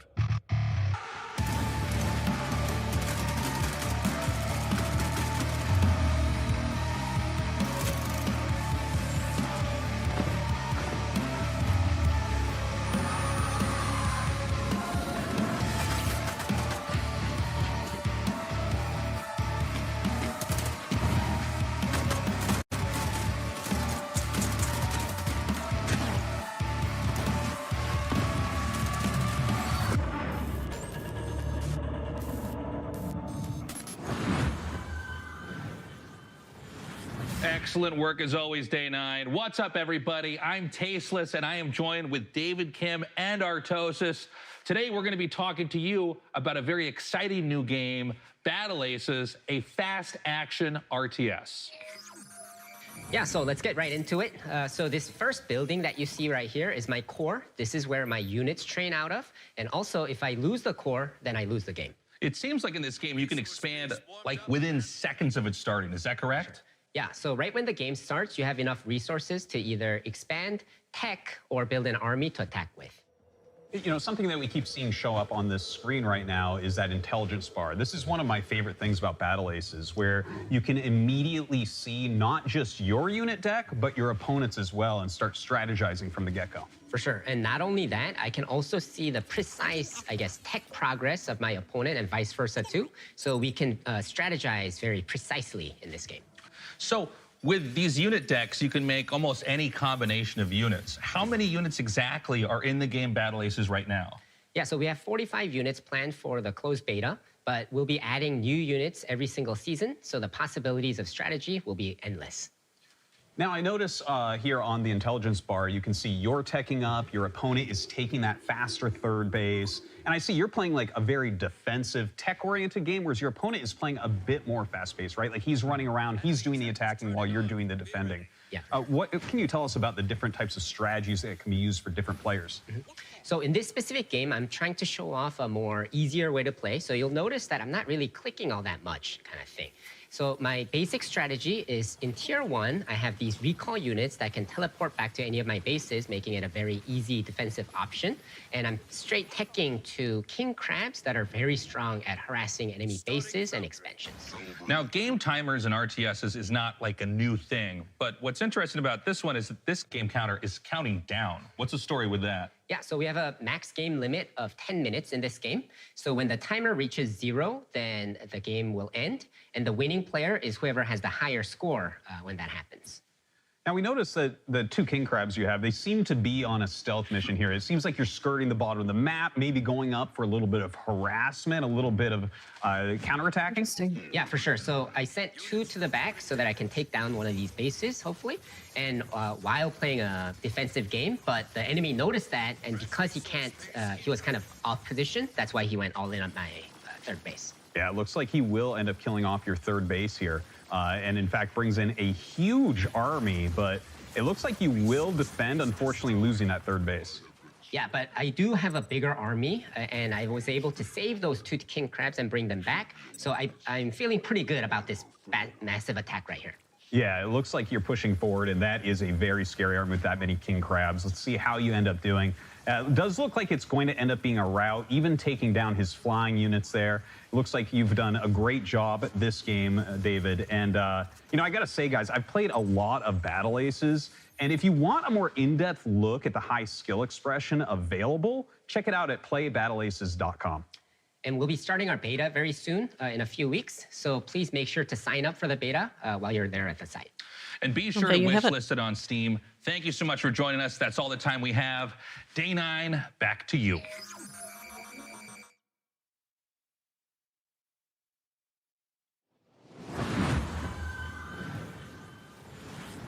Thanks, Artosis. And Nick Tasteless Plot, my literal brother that refers to me by my internet moniker. Well, now, Sean, Frankie told us there'd be a lot of great new strategy games in our show, and you know, she was right. There has never been a better time to be a PC gamer and an RTS fan. And with the lightning-fast action of its 1v1 and 2v2 modes, Battle Aces is a big reason why. And next up, Citizen Sleeper 2. Wait, I'm sorry. I thought I was no, gonna... I thought it... It's me, Oh, right? no. Well, look. Okay. If you don't mind, it'd be Yeah, a little no, mix-up, but go for it. Yeah. Great. Yeah. I'd love to. Yeah.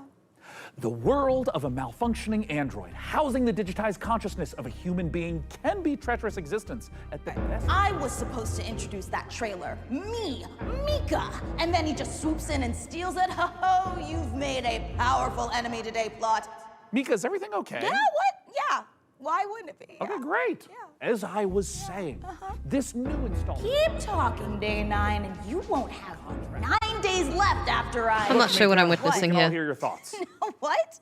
How? Well, yeah, you recorded them earlier, you know, in the voiceover studio. I mean, that's the audio that's getting piped into the studio right now. Guys, can we go ahead and mute 003 Mika's internal rage.wave right now? You got it, Sean. I'm sorry, I just, I really wanted to introduce the trailer. I'm like the TTRPG girl. Okay, you know what, honestly, yeah. totally fine. Go yeah, it's unfortunate. Okay. You've lost your memory and there's a bounty on your head. This time, you're not alone. Okay, wait, hold on. Where are my vengeful thoughts? Oh. Sorry, Sean. They got taped over with one of our nature documentaries. All right, well, just play that, I guess. Well, as I was saying, you've lost your memory. The Bolivian gulping iguana sounds its mating call, a noise often described as nature's dumbest sound. Just show us the games. Forget it, just cue the dang thing. Well, in all of its uninterrupted glory, here's our first ever look at the gameplay in Citizen Sleeper 2, which I got to announce and not Sean. Wake up, Sleeper. We're in trouble. Lane's closing in, and we need this next contract to go right. But nothing's gone right so far.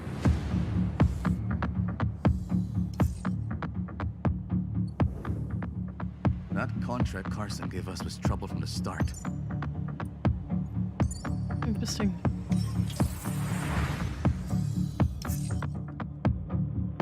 Junie? I didn't trust her. Not for a moment. That derelict was a death trap. Suddenly, it was all over. But we've got to bounce back. We've secured the contract. So let's talk, crew. How about Nia? She was handy with that drone. Stopped the whole thing blowing up in our faces. Or Eugene. He's a loudmouth, but he's tough as hell.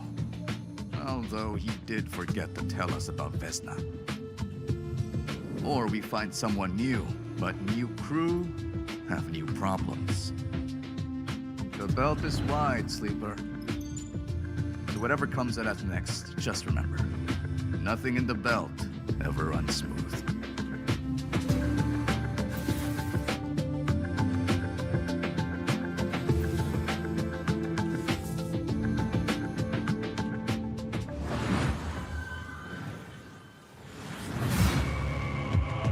Thank you.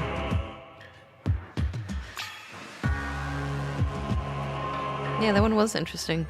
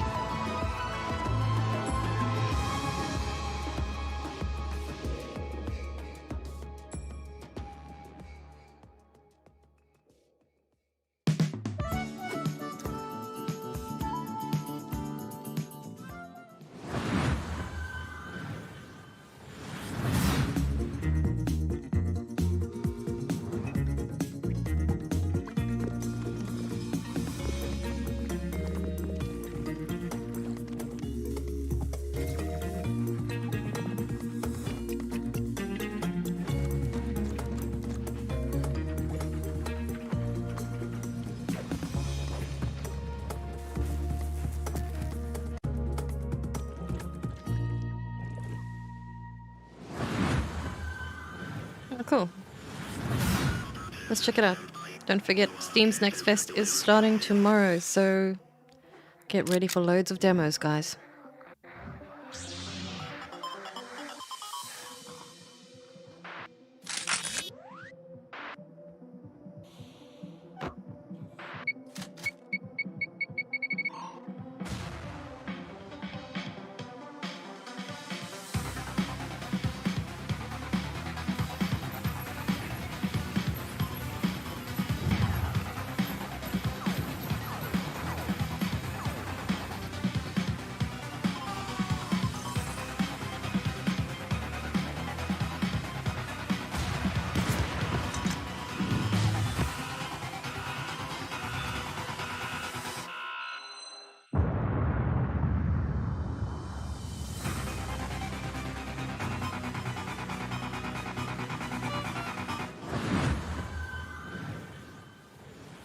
Wish you could keep track of all the games you're seeing on the PC Gaming Show? Well, that's exactly what wish lists are for. The PC Gaming Show Steam page is a one-stop shop where you can fill up your wish list with every single game we're featuring on our show. Make it quick, though. We've got an unbeatable trailer coming up. That's no exaggeration. It really is unbeatable.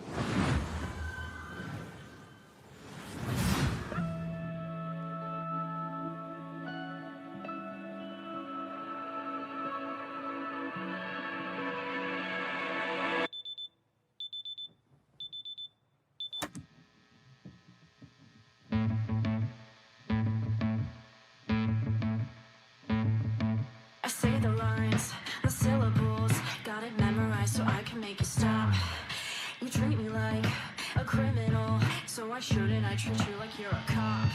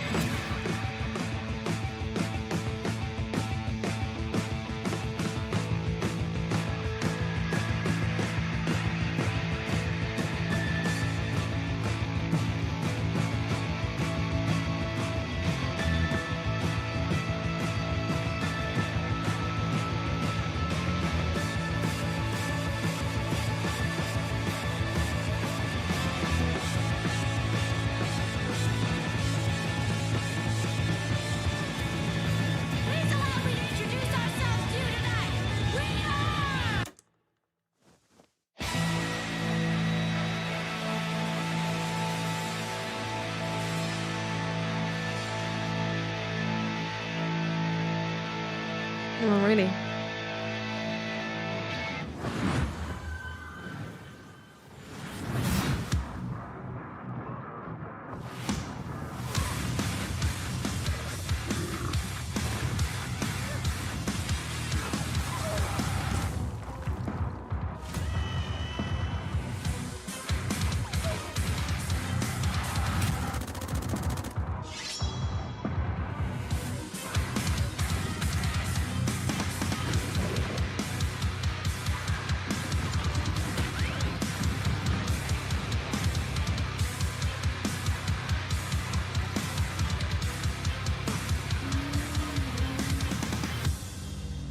Maybe spot on.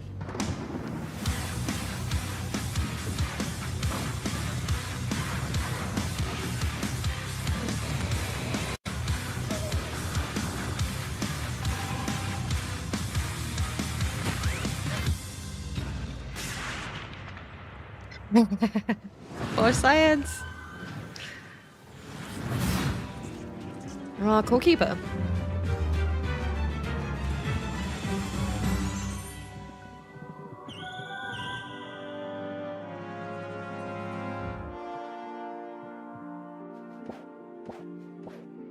Oh, you guys need to watch Vapor Assault and myself play this. Oh, hey, Virtue Quest.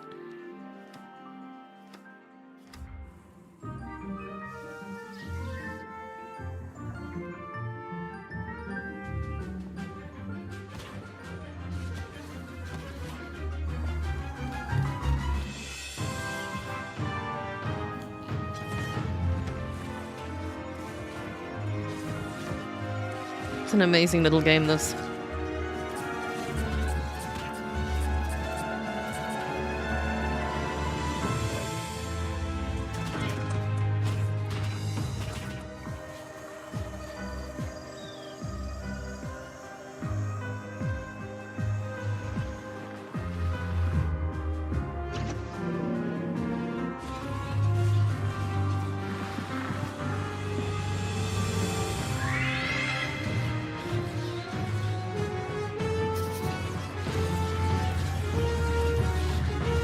This looks like an insane boss.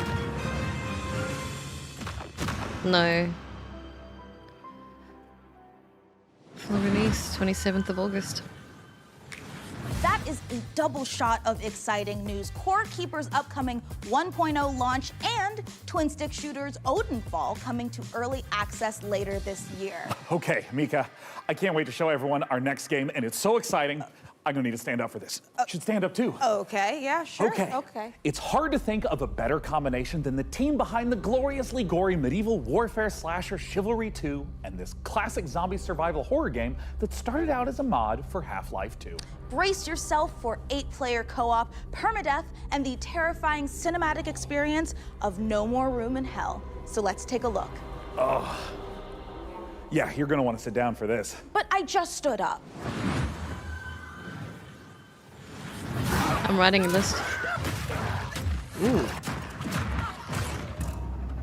No More Room in Hell 2 is a permadeath horror co-op game. You start with a flashlight with no weapons, and you're exploring in the dark, and you're trying to find your first friend and your first weapons to get some safety. You find more gear, you find more people. It's suddenly 4 players, 6 players, 8 players, up to that final showdown at the power plant, where hordes of zombies are pouring in and are using explosives and assault rifles to overcome that final challenge. Like with Chivalry, combat is the first thing we focused on, being Torn Banner. We want that game feel just really intense, and it's part of the immersion. I think this will Every give me run so is much different. PTSD. We're looking at how do we deliver the Hollywood cinematic experiences. You know, how do we put you in a place that you've never been before, but you've always wanted to be. It's like a co-op game with consequences. And the fun becomes, how long can I survive the zombie apocalypse?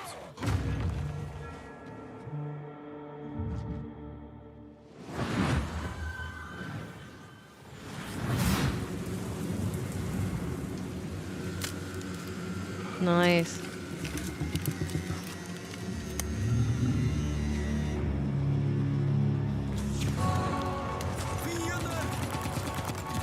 For about 3 runs, yeah, I reckon.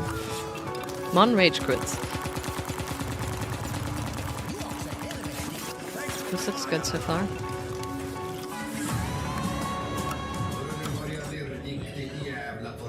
Friendly Mustang has arrived on the battlefield.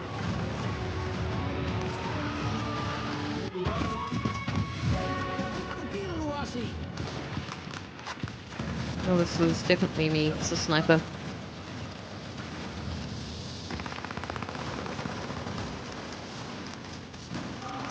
So great.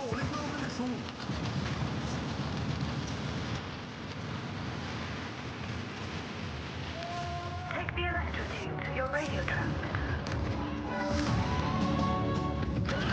Ooh.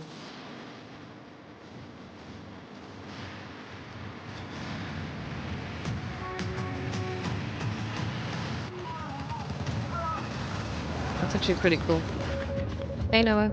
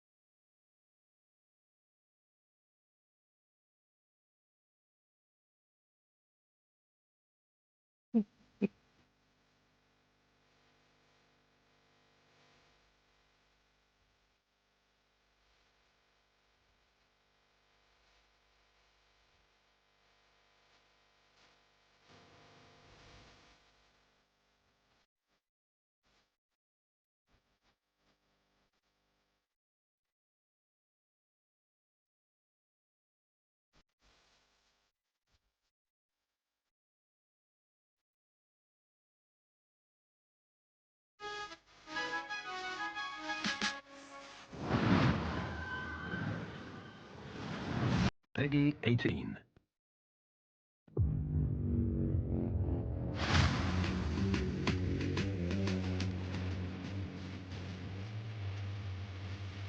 Death Sprint.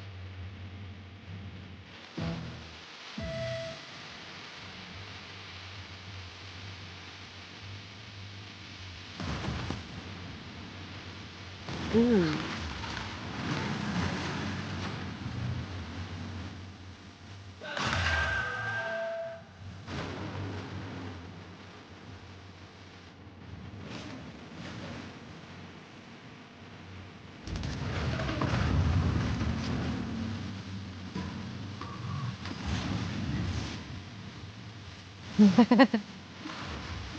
Yeah, but it wouldn't be as fun.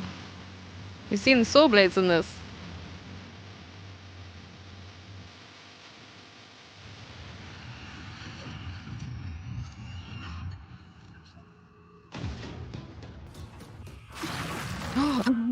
Sorry, I would laugh so much in this one. Hey, Anthony.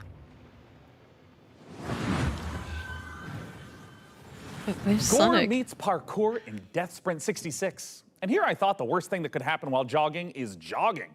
Now, you've heard of motorbikes and motorboats, but how about motor brooms?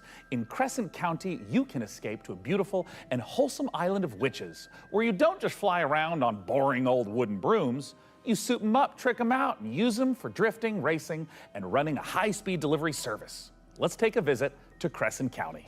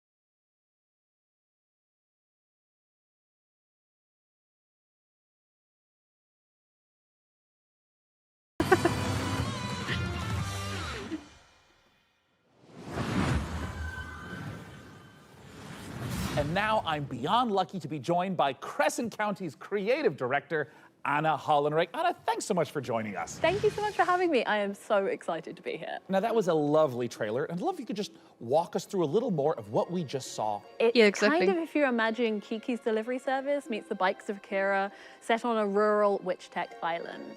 It's a game about finding yourself kind of as a proto-adult, and I'm really interested in this question of how do you find home in a new space? How does a place become yours? By day, you're driving around the island, making deliveries to the locals, and then by night, you're racing around the island with the characters that you've befriended along the way, or, I don't know, maybe you want to get one of the characters to date you, but you need a bed frame because they have self-respect. You did say that you took some personal experiences into this. It's so real. Oh, wow. Okay, so talk to me a little bit about where the idea for Crescent County came from. It's inspired by my first ever proper video games job where I moved to the Isle of Wight. I couldn't stop doing this witch tech mashup. I couldn't stop drawing it. She'll be coming in with 5 gifted memberships. Thank you, Han. And I've been working in So good to see you. on things like Fall Guys. Sure. But I knew TR. that if I didn't launch myself Ted. out into the unknown, Paper I Silk, would never not forgive given. myself. Brittany So you're Hawkins. taking this big leap into making this gifted. game, Thank you, and it's in babe. the cozy genre. What sets your game apart from those? Support is super So appreciated. This is a delivery life sim game, right? But it's also got underground motorhome street racing in it. I really love genre mashups. I think that they're so interesting. And I love making worlds that feel warm and lived in and loved, where people feel, you know, relaxed and safe. But also, if you want to amp things up, you can trick out your motor broom to the point where you're almost flying and smash into your friends with all your sigil sticker powers. What about it excites you the most, though? We're really interested in making this island feel very relaxing to drive around, but also hiding all of these little shortcuts and jumps and boosts all over the place so that it can be just as intense and chaotic sometimes as well. Where can everyone get their hands on Crescent County? So this game means the absolute world to us. It's a bit of my heart, it's a bit of my soul, and if it interests you, please add it to your wish list. I'll check that out just for science. Crescent County Looks looks good. amazing, Sean, and it is just oozing with charm. I'm definitely making room for it at the top of my wish list. And if you want to wishlist Crescent County and all the other great games you've seen on our show today, they're all located in one place, the PC Gaming Show Steam page. Okay, it's time to put the brooms away as we take a look at some other wickedly good releases. I have put the link down below for everyone to go check it out.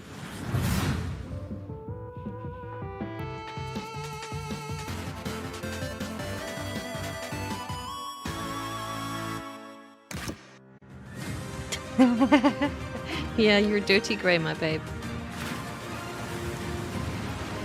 Oh, you're so sweet.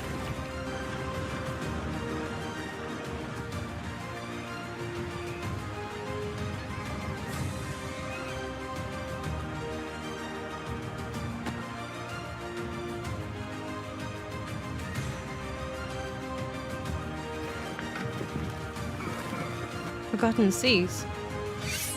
Looks good. Well, we'll see.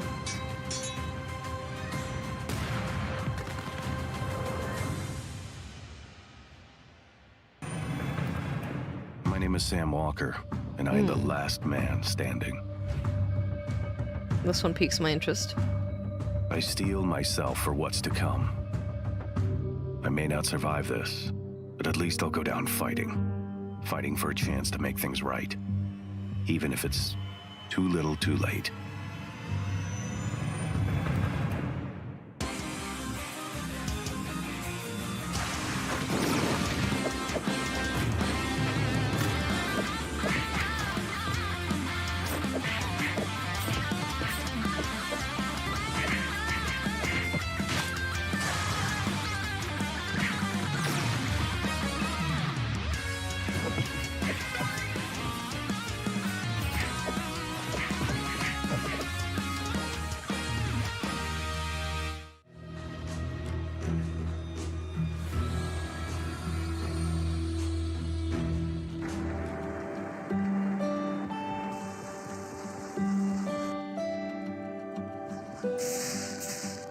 Dude, she's got another broom.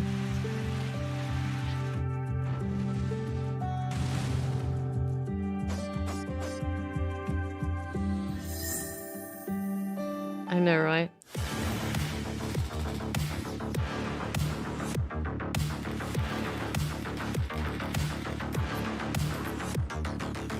Totally cute.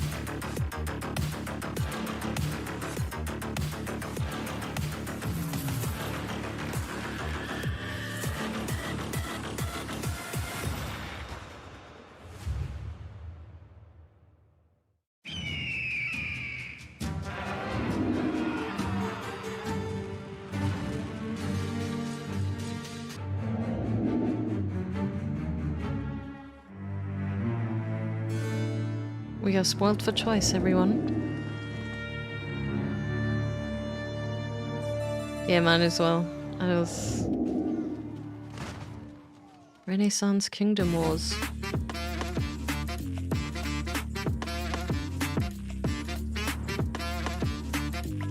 Operate the tax collection system.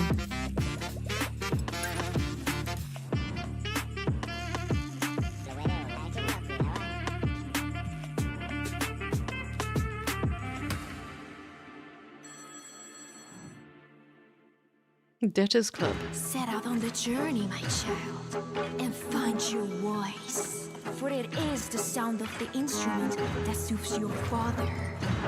But I don't know where to go, where to search for it. Play a note at the melody whereof a great sight one can cast. Other words, whereby the heavy cup of wine one can cast.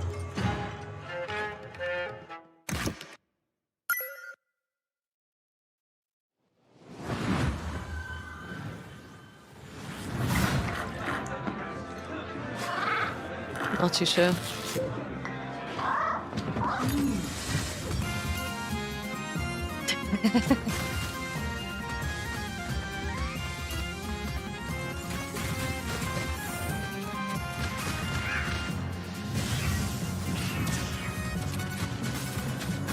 My goodness, the kitty is so cute.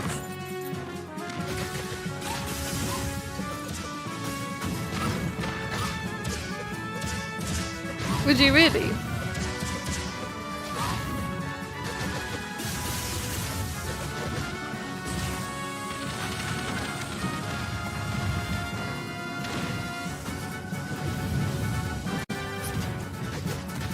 Mind you, it brings excitement and the characters are so damn cute.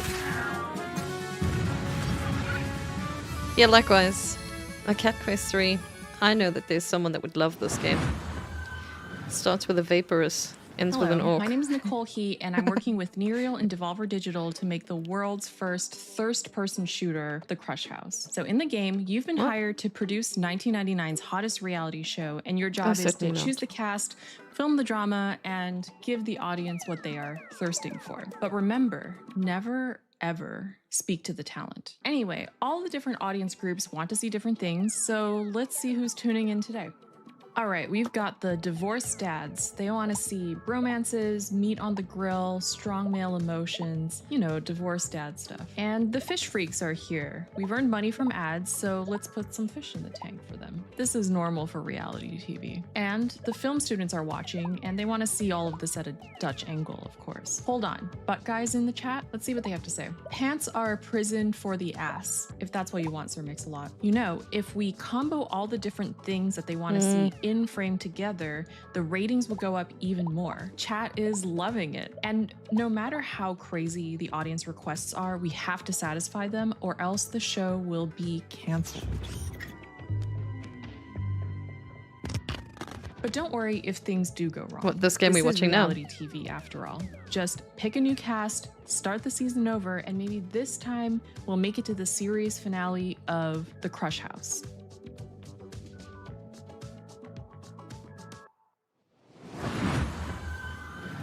No. The demo's available though.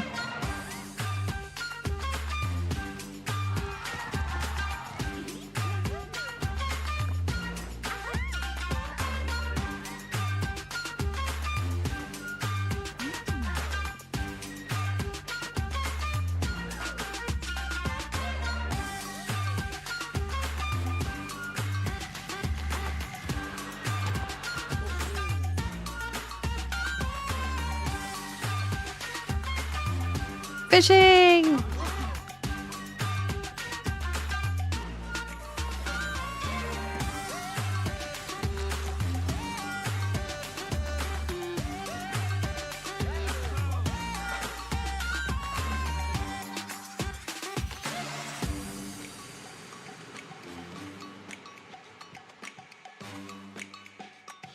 I want to get to high 5 a cow.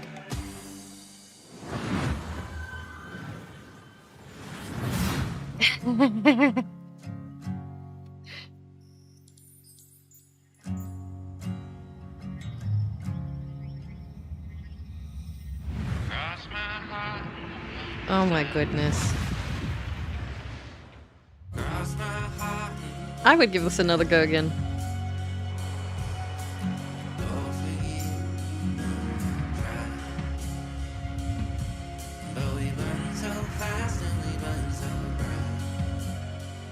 I have played the demo. It's on the channel.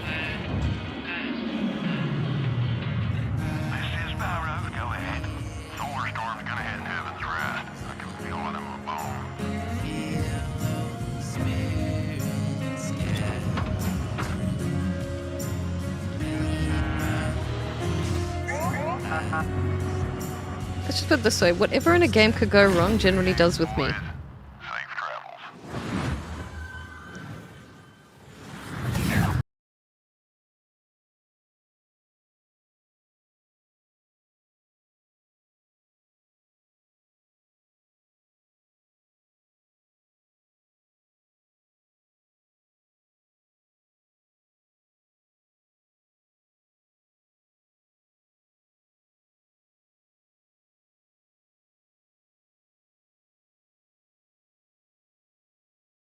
That's probably why I'm so entertaining to watch.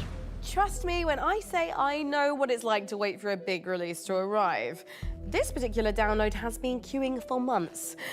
But fans of extraction shooters, and I'm talking about the extraction shooter, the one that kicked off an entirely new genre, don't have much longer to wait. Multiplayer FPS Escape from Tarkov has been in beta since 2017, but is now preparing for its heralded 1.0 release. Wow. Here's a look at what's coming when the granddaddy of extraction shooters goes gold.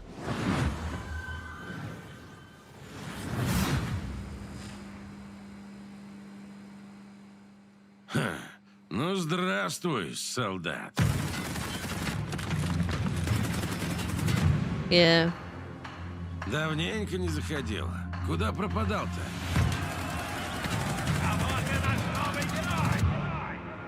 Так ты на арену поддался, но все равно вернулся, да? Чемпион. Although I've never played this game. Да, I should изменился perhaps give it a go. Ну и у нас тут жизнь не стоит на месте.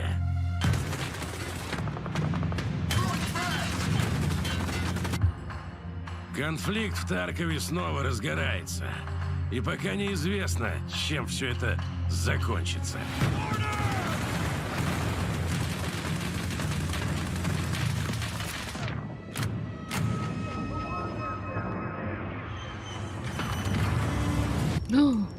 Похоже, придется тебе снова показать, чего ты стоишь, боец. Путь осилит идущий, так ведь?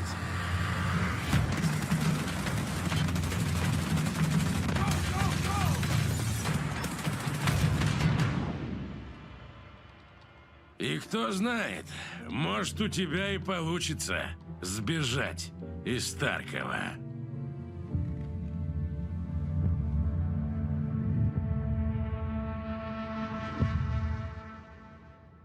Interesting.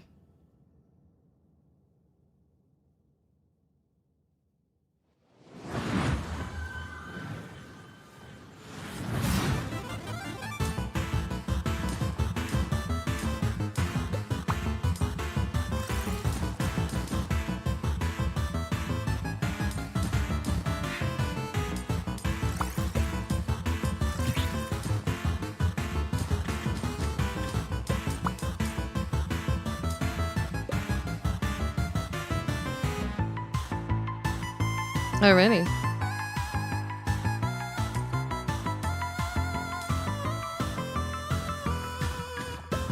I'll investigate that, though. Didn't know that.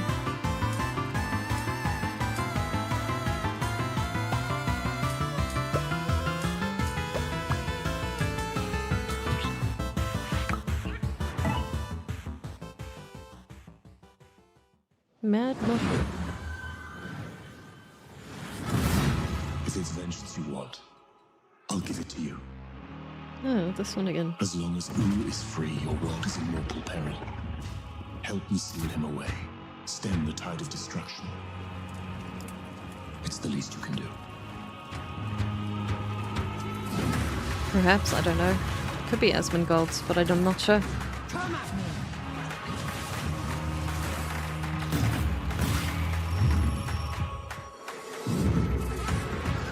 You're in my way.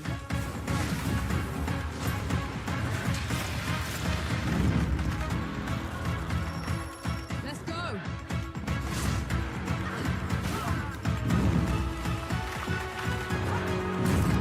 Andrew King. Come and get it.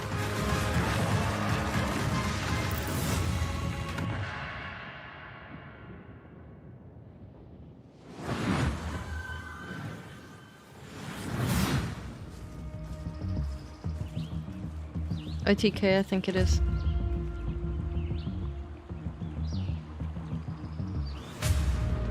Asmongold.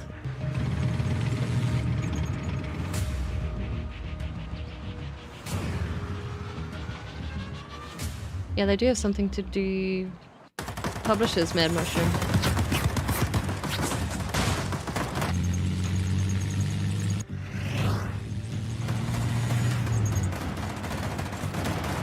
Ooh.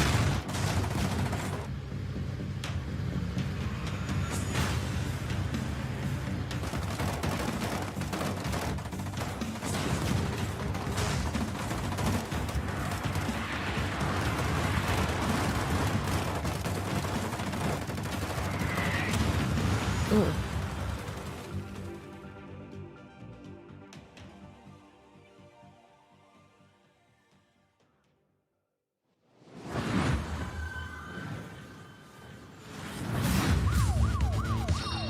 Ready?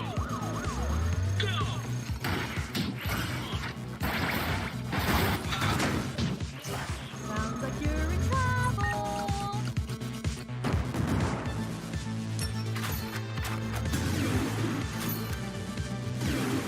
You have 10 seconds. Destroy these damn robots.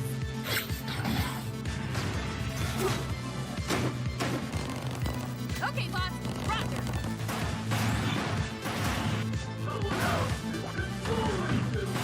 Yeah, I also get the Duke Nukem vibes. To take care of our bud.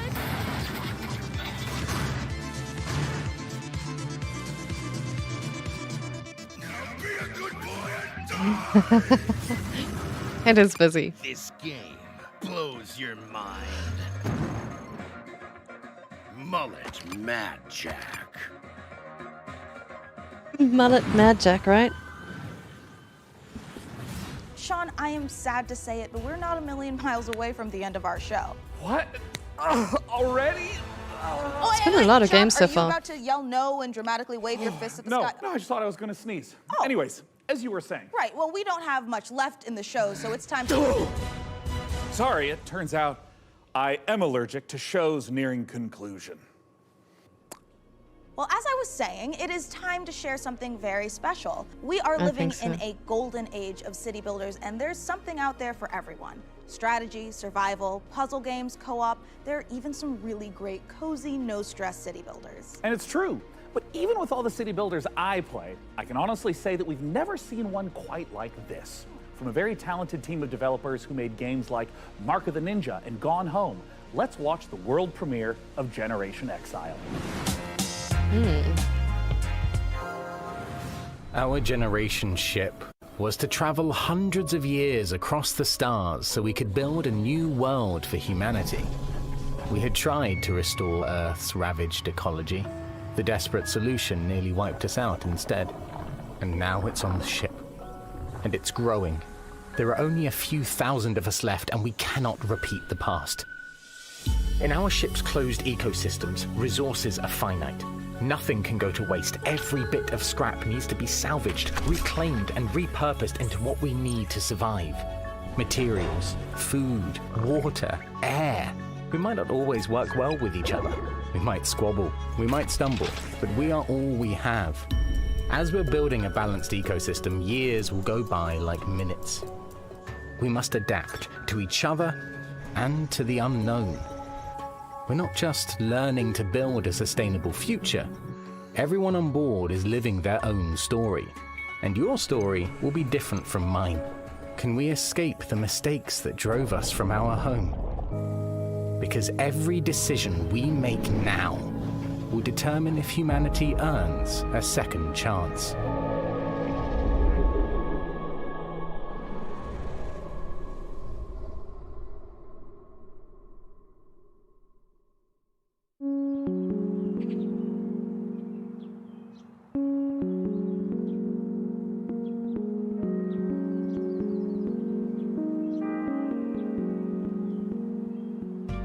Generation Exile is a sustainable solarpunk city builder with a reactive emergent narrative that changes every single time the game is played. You are aboard a generation ship traveling for several hundred years, leaving a ecologically ravaged Earth behind, attempting to find a new home for humanity. So rather than repeat the failings of Earth in the past, you need to find a new way to develop a society that is sustainable and can thrive. Your job is to make sure that you shepherd humanity successfully to the destination planet, and that they live to get there, and there's enough people to keep humanity going.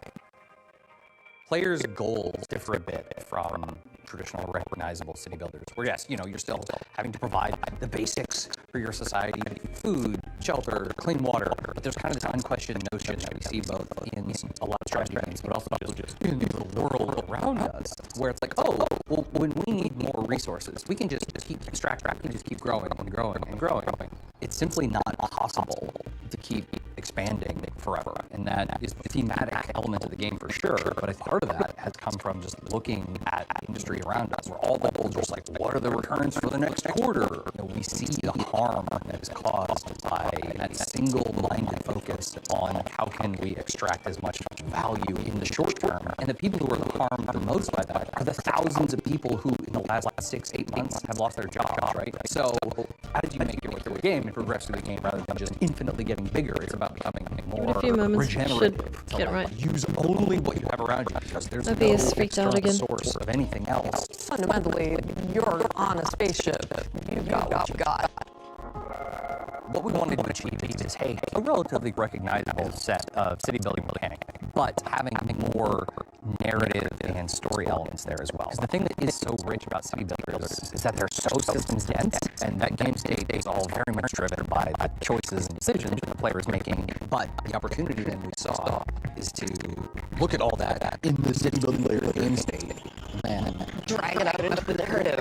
Exactly. Kicking and screaming. but in a good way, where rather than just like everyone's going to play through the game and at turn 15 this thing happens, then at turn 25 this thing happens. Instead, you can just have authored narrative events that are reactive to whatever choices you've made, like weird ecology things that are occurring aboard the vessel, or there's situations, crises. Yeah. Small and large. We're able to provide the player the ability to make consequential specific decisions that are divorced from just pure systems of the game, which then informs the events that will occur in the future, so that at the end there will be echoes of decisions you've made along the way. It should feel like the journey to get there is one that you uniquely experience, and the conditions that you finish with are ones that are reactive to all the decisions you made leading up to that point. The game can be visualisted right now on Steam, and folks can also just go to solidstudios.com to sign up for our newsletter and learn more as we roll things out. There'll be more delicious tidbits in there. Will they be delicious? They'll be delicious.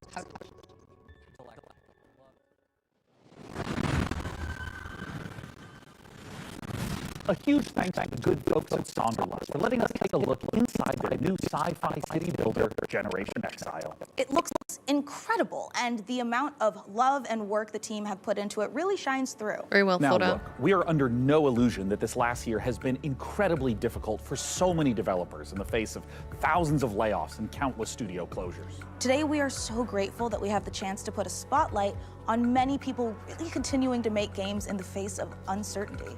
And if there's any game you saw in our show or in any of the other many showcases, we encourage you to purchase or even just wish list any of the games for developers that you care about. It goes a long way.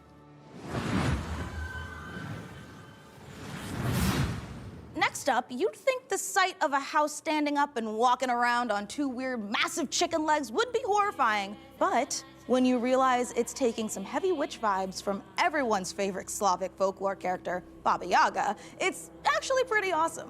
Reka is the base building exploration game you'd curse yourself for missing.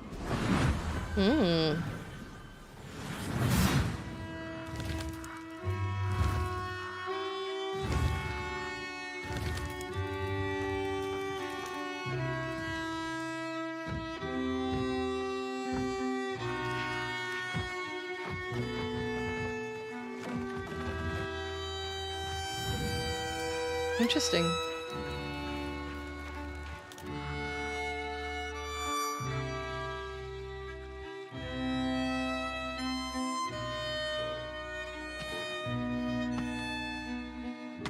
I wouldn't say that.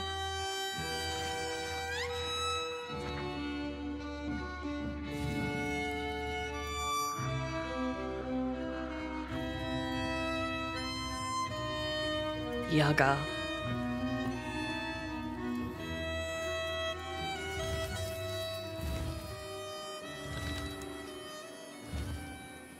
Random.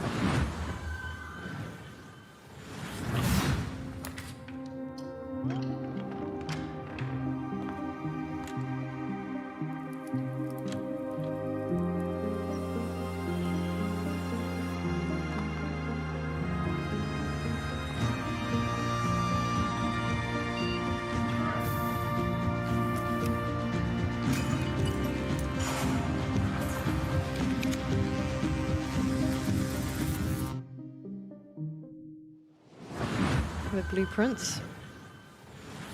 We aren't the only ones celebrating an anniversary. iBuyPower is hitting a major milestone of their own, having been around for 25 years. iBuyPower is a fully independent and leading manufacturer of high-performance pre-built and custom gaming PCs based in North America. As a special thanks for 25 years of powering the PC gaming community, iBuyPower is giving away one of their official VCT Americas PCs, the RDY Y70 Valorant VCT AR002. This bad boy boasts a hefty AMD Ryzen 7 7800X3D CPU, a GeForce RTX 4070 Ti, and 32 gigs of DDR5 5600 MHz RAM. Did I also mention it's got iBuyPower's 240mm RGB liquid cooling unit?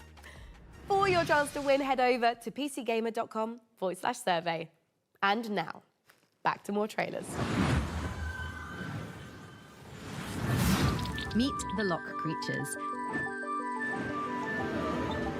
Their language brings them to life and expands their society. Learn and spell their words, each with its own special ability to change the environment in deep and surprising ways. What? Play the Lock digital demo, available today. Well, the demo is available. In a world where the top special forces operatives are all just wizards for some reason, one team is unstoppable. Not yours. Hers. The Black Ops Chronomancer. Her team of needlessly fancy goons have brought the world to the brink of war. And only one group of mismatched rejects stands in her way. A disgraced retired Navy seer who can see every possible future, but can't remember his own tragic backstory. The freelance Storm Witch, a private investigator whose mastery of lightning is devastating, unless her enemies aren't standing near windows. The Necromedic, a surgeon who turned to necromancy when she lost her medical license. She can heal you, but she'll have to kill you first. The Rebel Riot Priest, your heavy support. Faith is her armor. But she is also wearing actual armor. Together, there's no threat they can't stop. As long as they can get there by public transport, they can rewind every time they screw it up. And there's an easy mode if they need it. Tactical Breach Wizards. Coming to Steam August 20th. Demo available now. Well, the demo is available, guys. Go check it out. Thanks.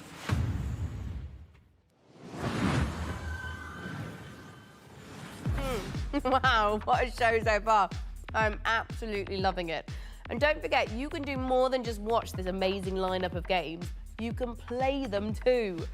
Visit the PC Gaming Show Steam page to wishlist all the titles you've seen on today's show, all in one convenient, clickable place. Now, do you love history? Do you also love lists with between 9 and 11 items on them?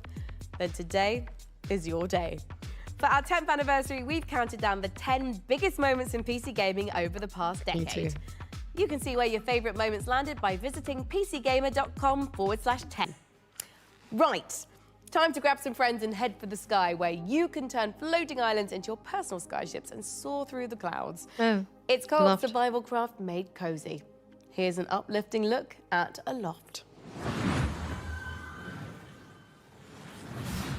Hello, I'm Manuel Bergeron, founder and creative director of Astrolab Interactive.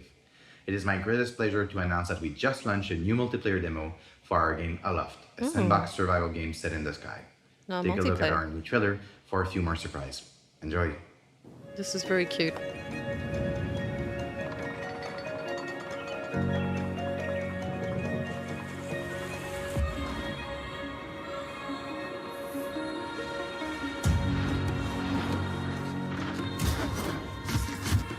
Yeah, weirdly, you never got into it though.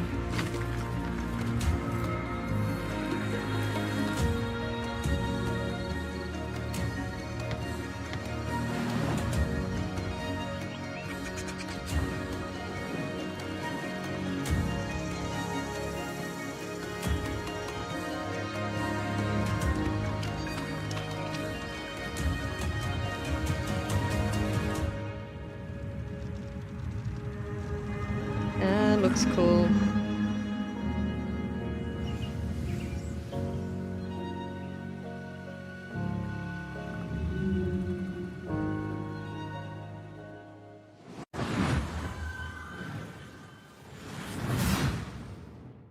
Oh, okay.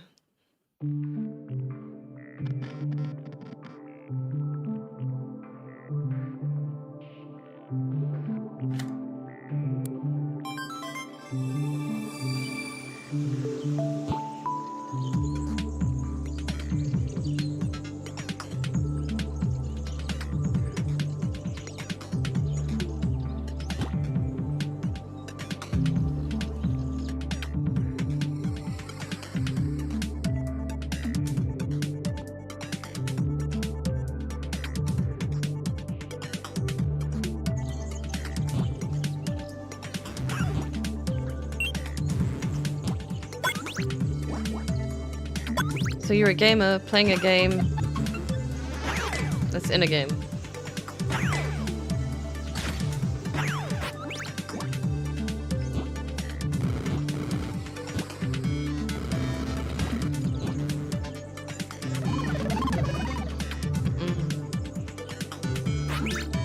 Sometimes ideas should stay as ideas, but you know there'll be people that'll enjoy this. It's not my taste though, but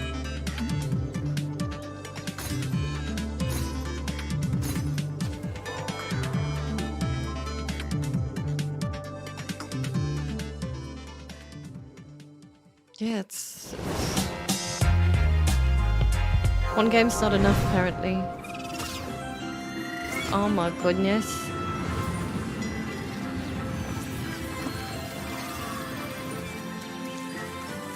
This is so cute.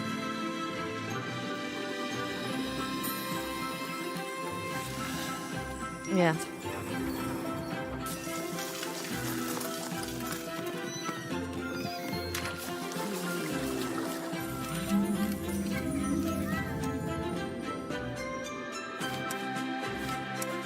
There we go.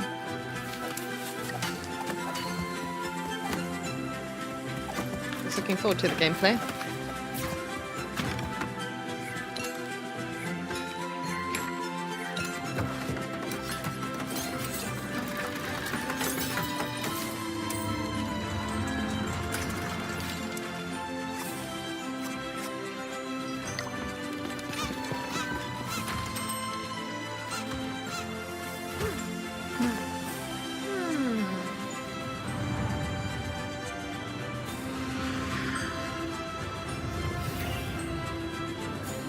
Hotel Galactic.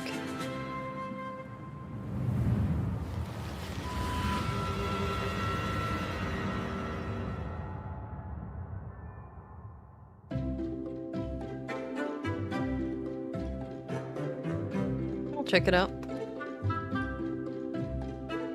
If it's available.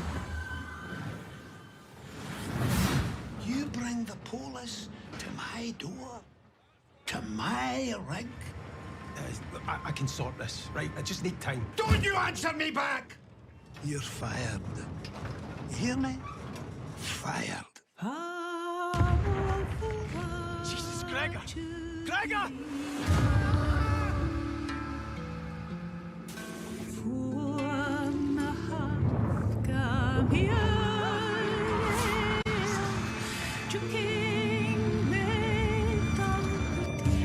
Certainly not. Looks brilliant, but I think I will have an absolute heart attack. Oh.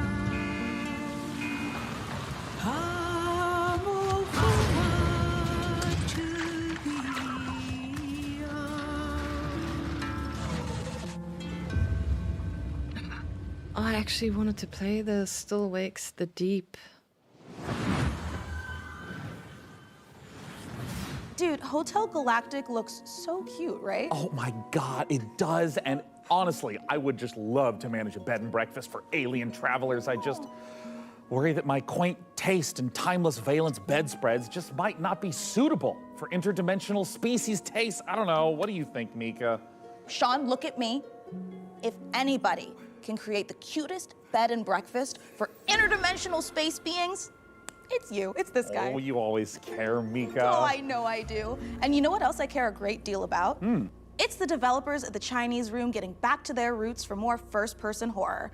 Still Wakes the Deep looks atmospheric as hell and positively chilling. Amen to really that, does. Mika. And hey, speaking of chilling, get ready to side-scroll your way through a 2.5D post-apocalyptic zombie survival with Into the Dead. Set in 1980s Texas, you are charged with gathering resources, managing party members, and crafting items, all whilst hordes of killer zombies try to chomp down on your brains. And what's worst of all is that this is taking place during a scorching heat wave. Oh my God, and as someone who lives in California, I can confirm that's way worse than zombies. I feel you. I mean, my family's Irish. I get sunburned by the moon.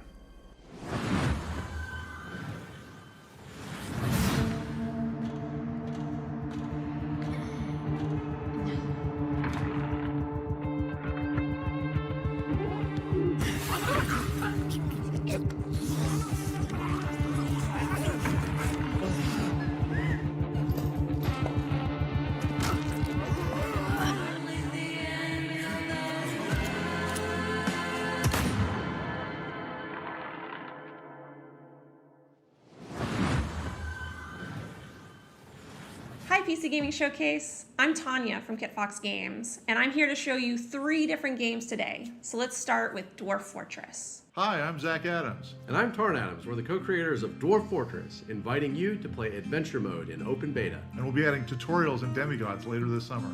While you're waiting, you can play Caves of Cud, the most intricate roguelike ever made. Hello, we're Brian and Jason, co-creators of Caves of Cud. After 15 years, the game is getting its 1.0 release later this year. But out today is the spring molting patch with its all-new UI. Live and drink. And our final piece of news today is a whole new game to announce, a world premiere for the PC Gaming Showcase, Streets of Fortuna.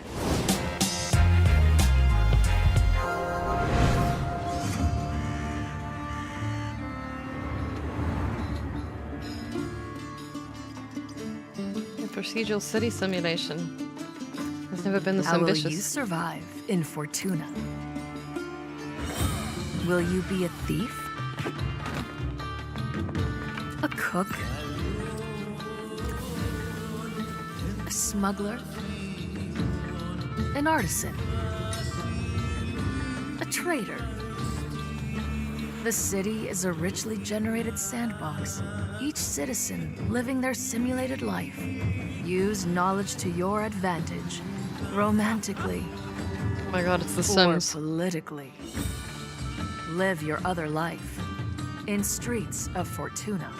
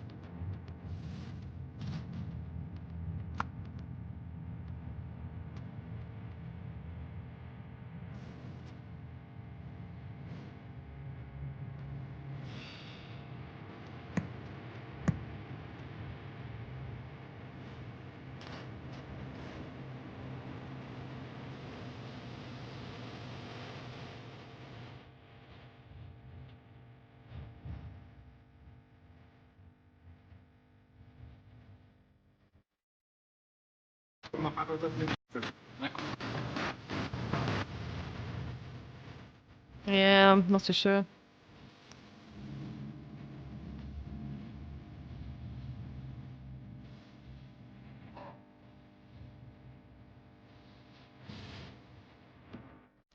The Rise of the Golden...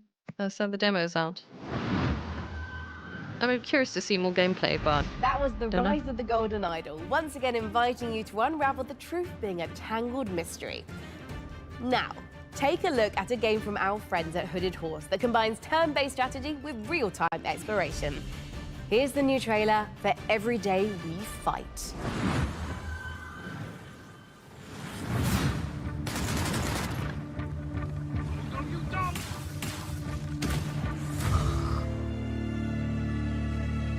While our countries were at war, the Rifters came. They put a dome over the city. Suddenly, almost everyone was frozen. Just a few of us were left. Not soldiers, just ordinary people.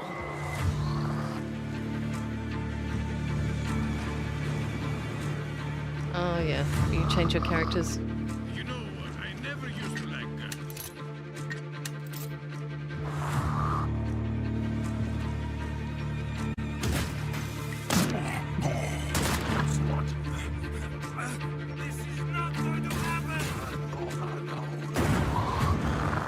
Are we alive? I could swear I just got killed.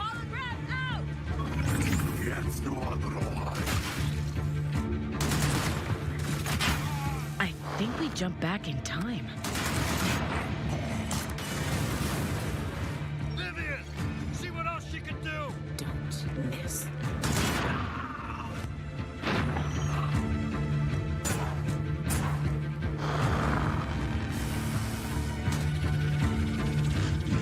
Interesting concept, though.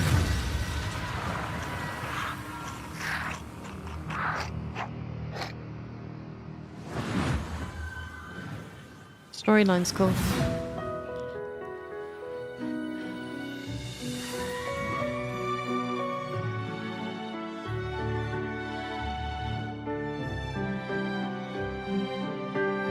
Yeah, it's also very true. But that's why I normally test out the gameplay myself.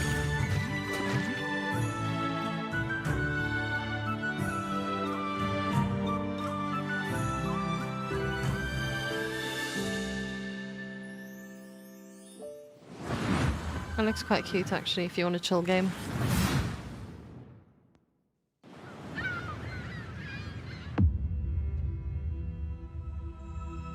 Parity.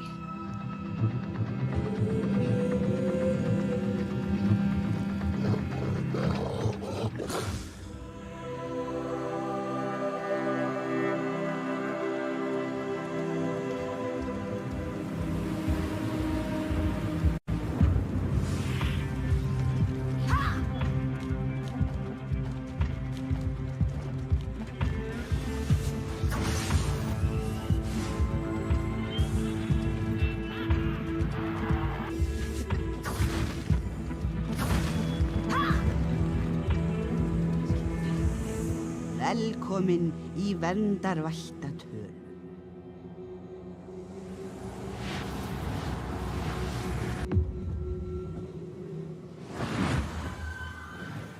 Island of Winds.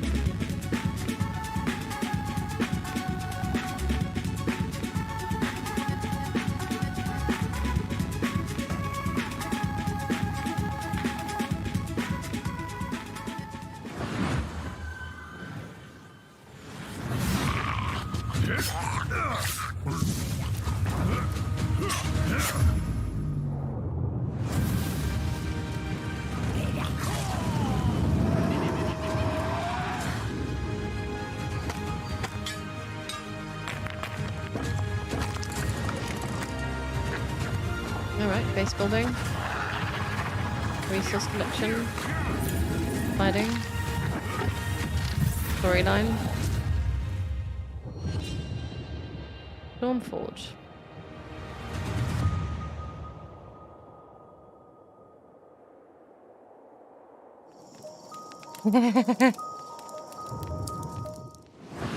Yes, Snowy. I mean, I can, yeah. Hi everyone, this is Dave, Community Manager on Windblown, the upcoming action roguelike from Motion Twin, the creators of Dead Cells. These cute characters here are the Leapers, who live in the Ark, a peaceful village now threatened by a massive vortex of doom. So, they train up and become fearless warriors to fight back in an attempt to save their world. Using a cool thruster, you can dash at lightning speed, letting you dart across the stage, dodge out of enemy attacks, or find new areas and secrets. Through each run, you'll be able to equip different gear and upgrades, creating powerful synergies between them. For example, switching weapons at the end of a combo will let you unleash a super powerful move called an Ultra Attack, if you can time it right. Jump online with up to 2 other players, meaning you can mix your builds with your friends and find the best combinations to carry you through the diverse biomes. Windblown will launch later this year into Steam Early Access. Player feedback is super important to help us craft a game that you guys will love to play. So join us on Steam for the latest updates and information, and how you can join in on the fun. See you soon in Windblown. Folks, we are in the final stretch of the 10th anniversary PC gaming show, but that doesn't mean we are winding down. We are, in fact, amping up. That's right! We're wrapping things up today with not 1, but 2 world premiere trailers in a row. It's like buy one, get one free world premieres. No, Sean. That coupon expired in 1989, so we won't be getting. Oh, well, that's too bad. Except, look at this! This is our 10th PC gaming show, which means I get a free world premiere. Look at this guy! Thanks to Sean's Grandmaster level card play, let's check out 2 big world premiere trailers to cap off our show.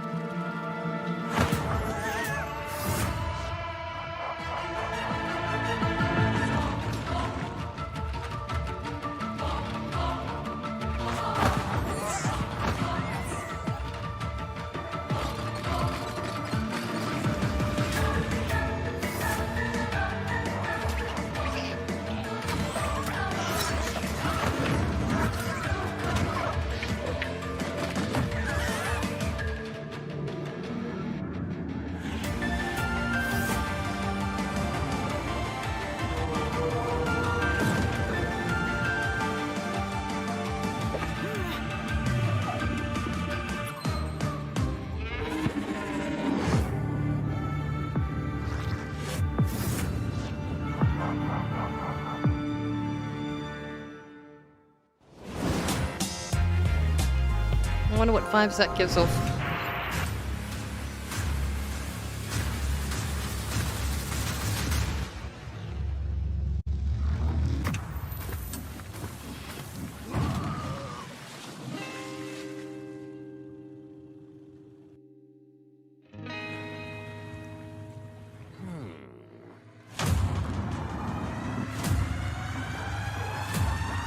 How many games have we watched so far? There's so many coming up. And then the previous one I thought was similar to Cult of the Lamb.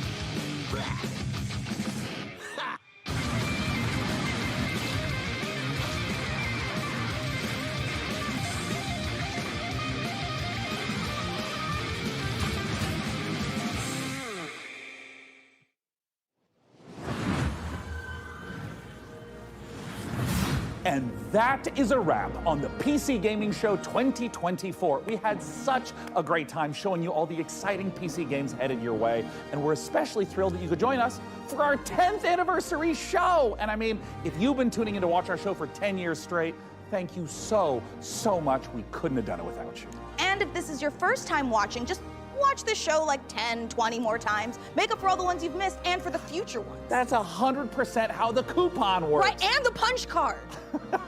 And we can't forget to say goodbye to our brave captain of the watch party, the amazing Frankie Ward. Guys, it's been a great show and I had an absolute blast.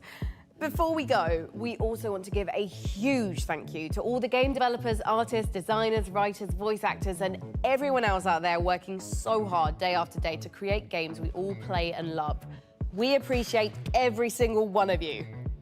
Absolutely, Frankie. And don't forget that you guys at home can wishlist every game you saw on our show today by visiting the PC Gaming Show Steam page. Thank you so much again, everyone, and we'll see you again in November for the PC Gaming Show Most Wanted. Heck yeah. Bye-bye. Bye.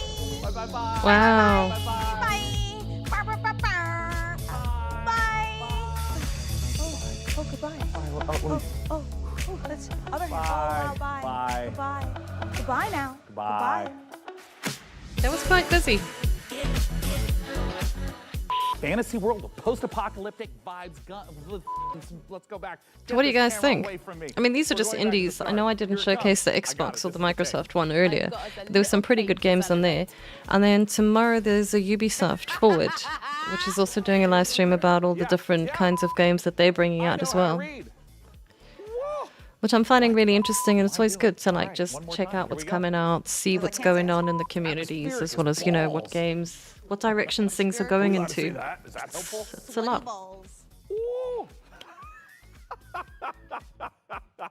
Well, I hope you guys enjoyed it, and thanks for hanging out with me, because I was going to watch it anyway. Microsoft. Surviving of this f***ing surviving. I know, I just tripped it. All right, I can do it again. Cue the upbeat soundtrack. I was drooling all.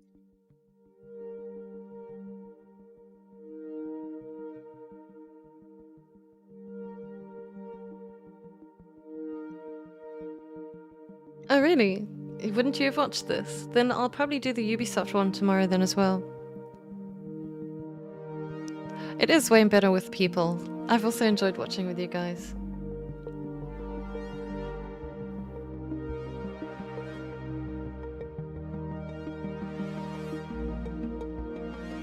Well, that was fun though. I'm glad we got to have a look at the Fable trailer as well. I'm looking forward to Fable. I think when that comes out, you guys are going to sleep, eat, and absolutely vomit Fable. Alright guys, thank you for joining me. Always good seeing you.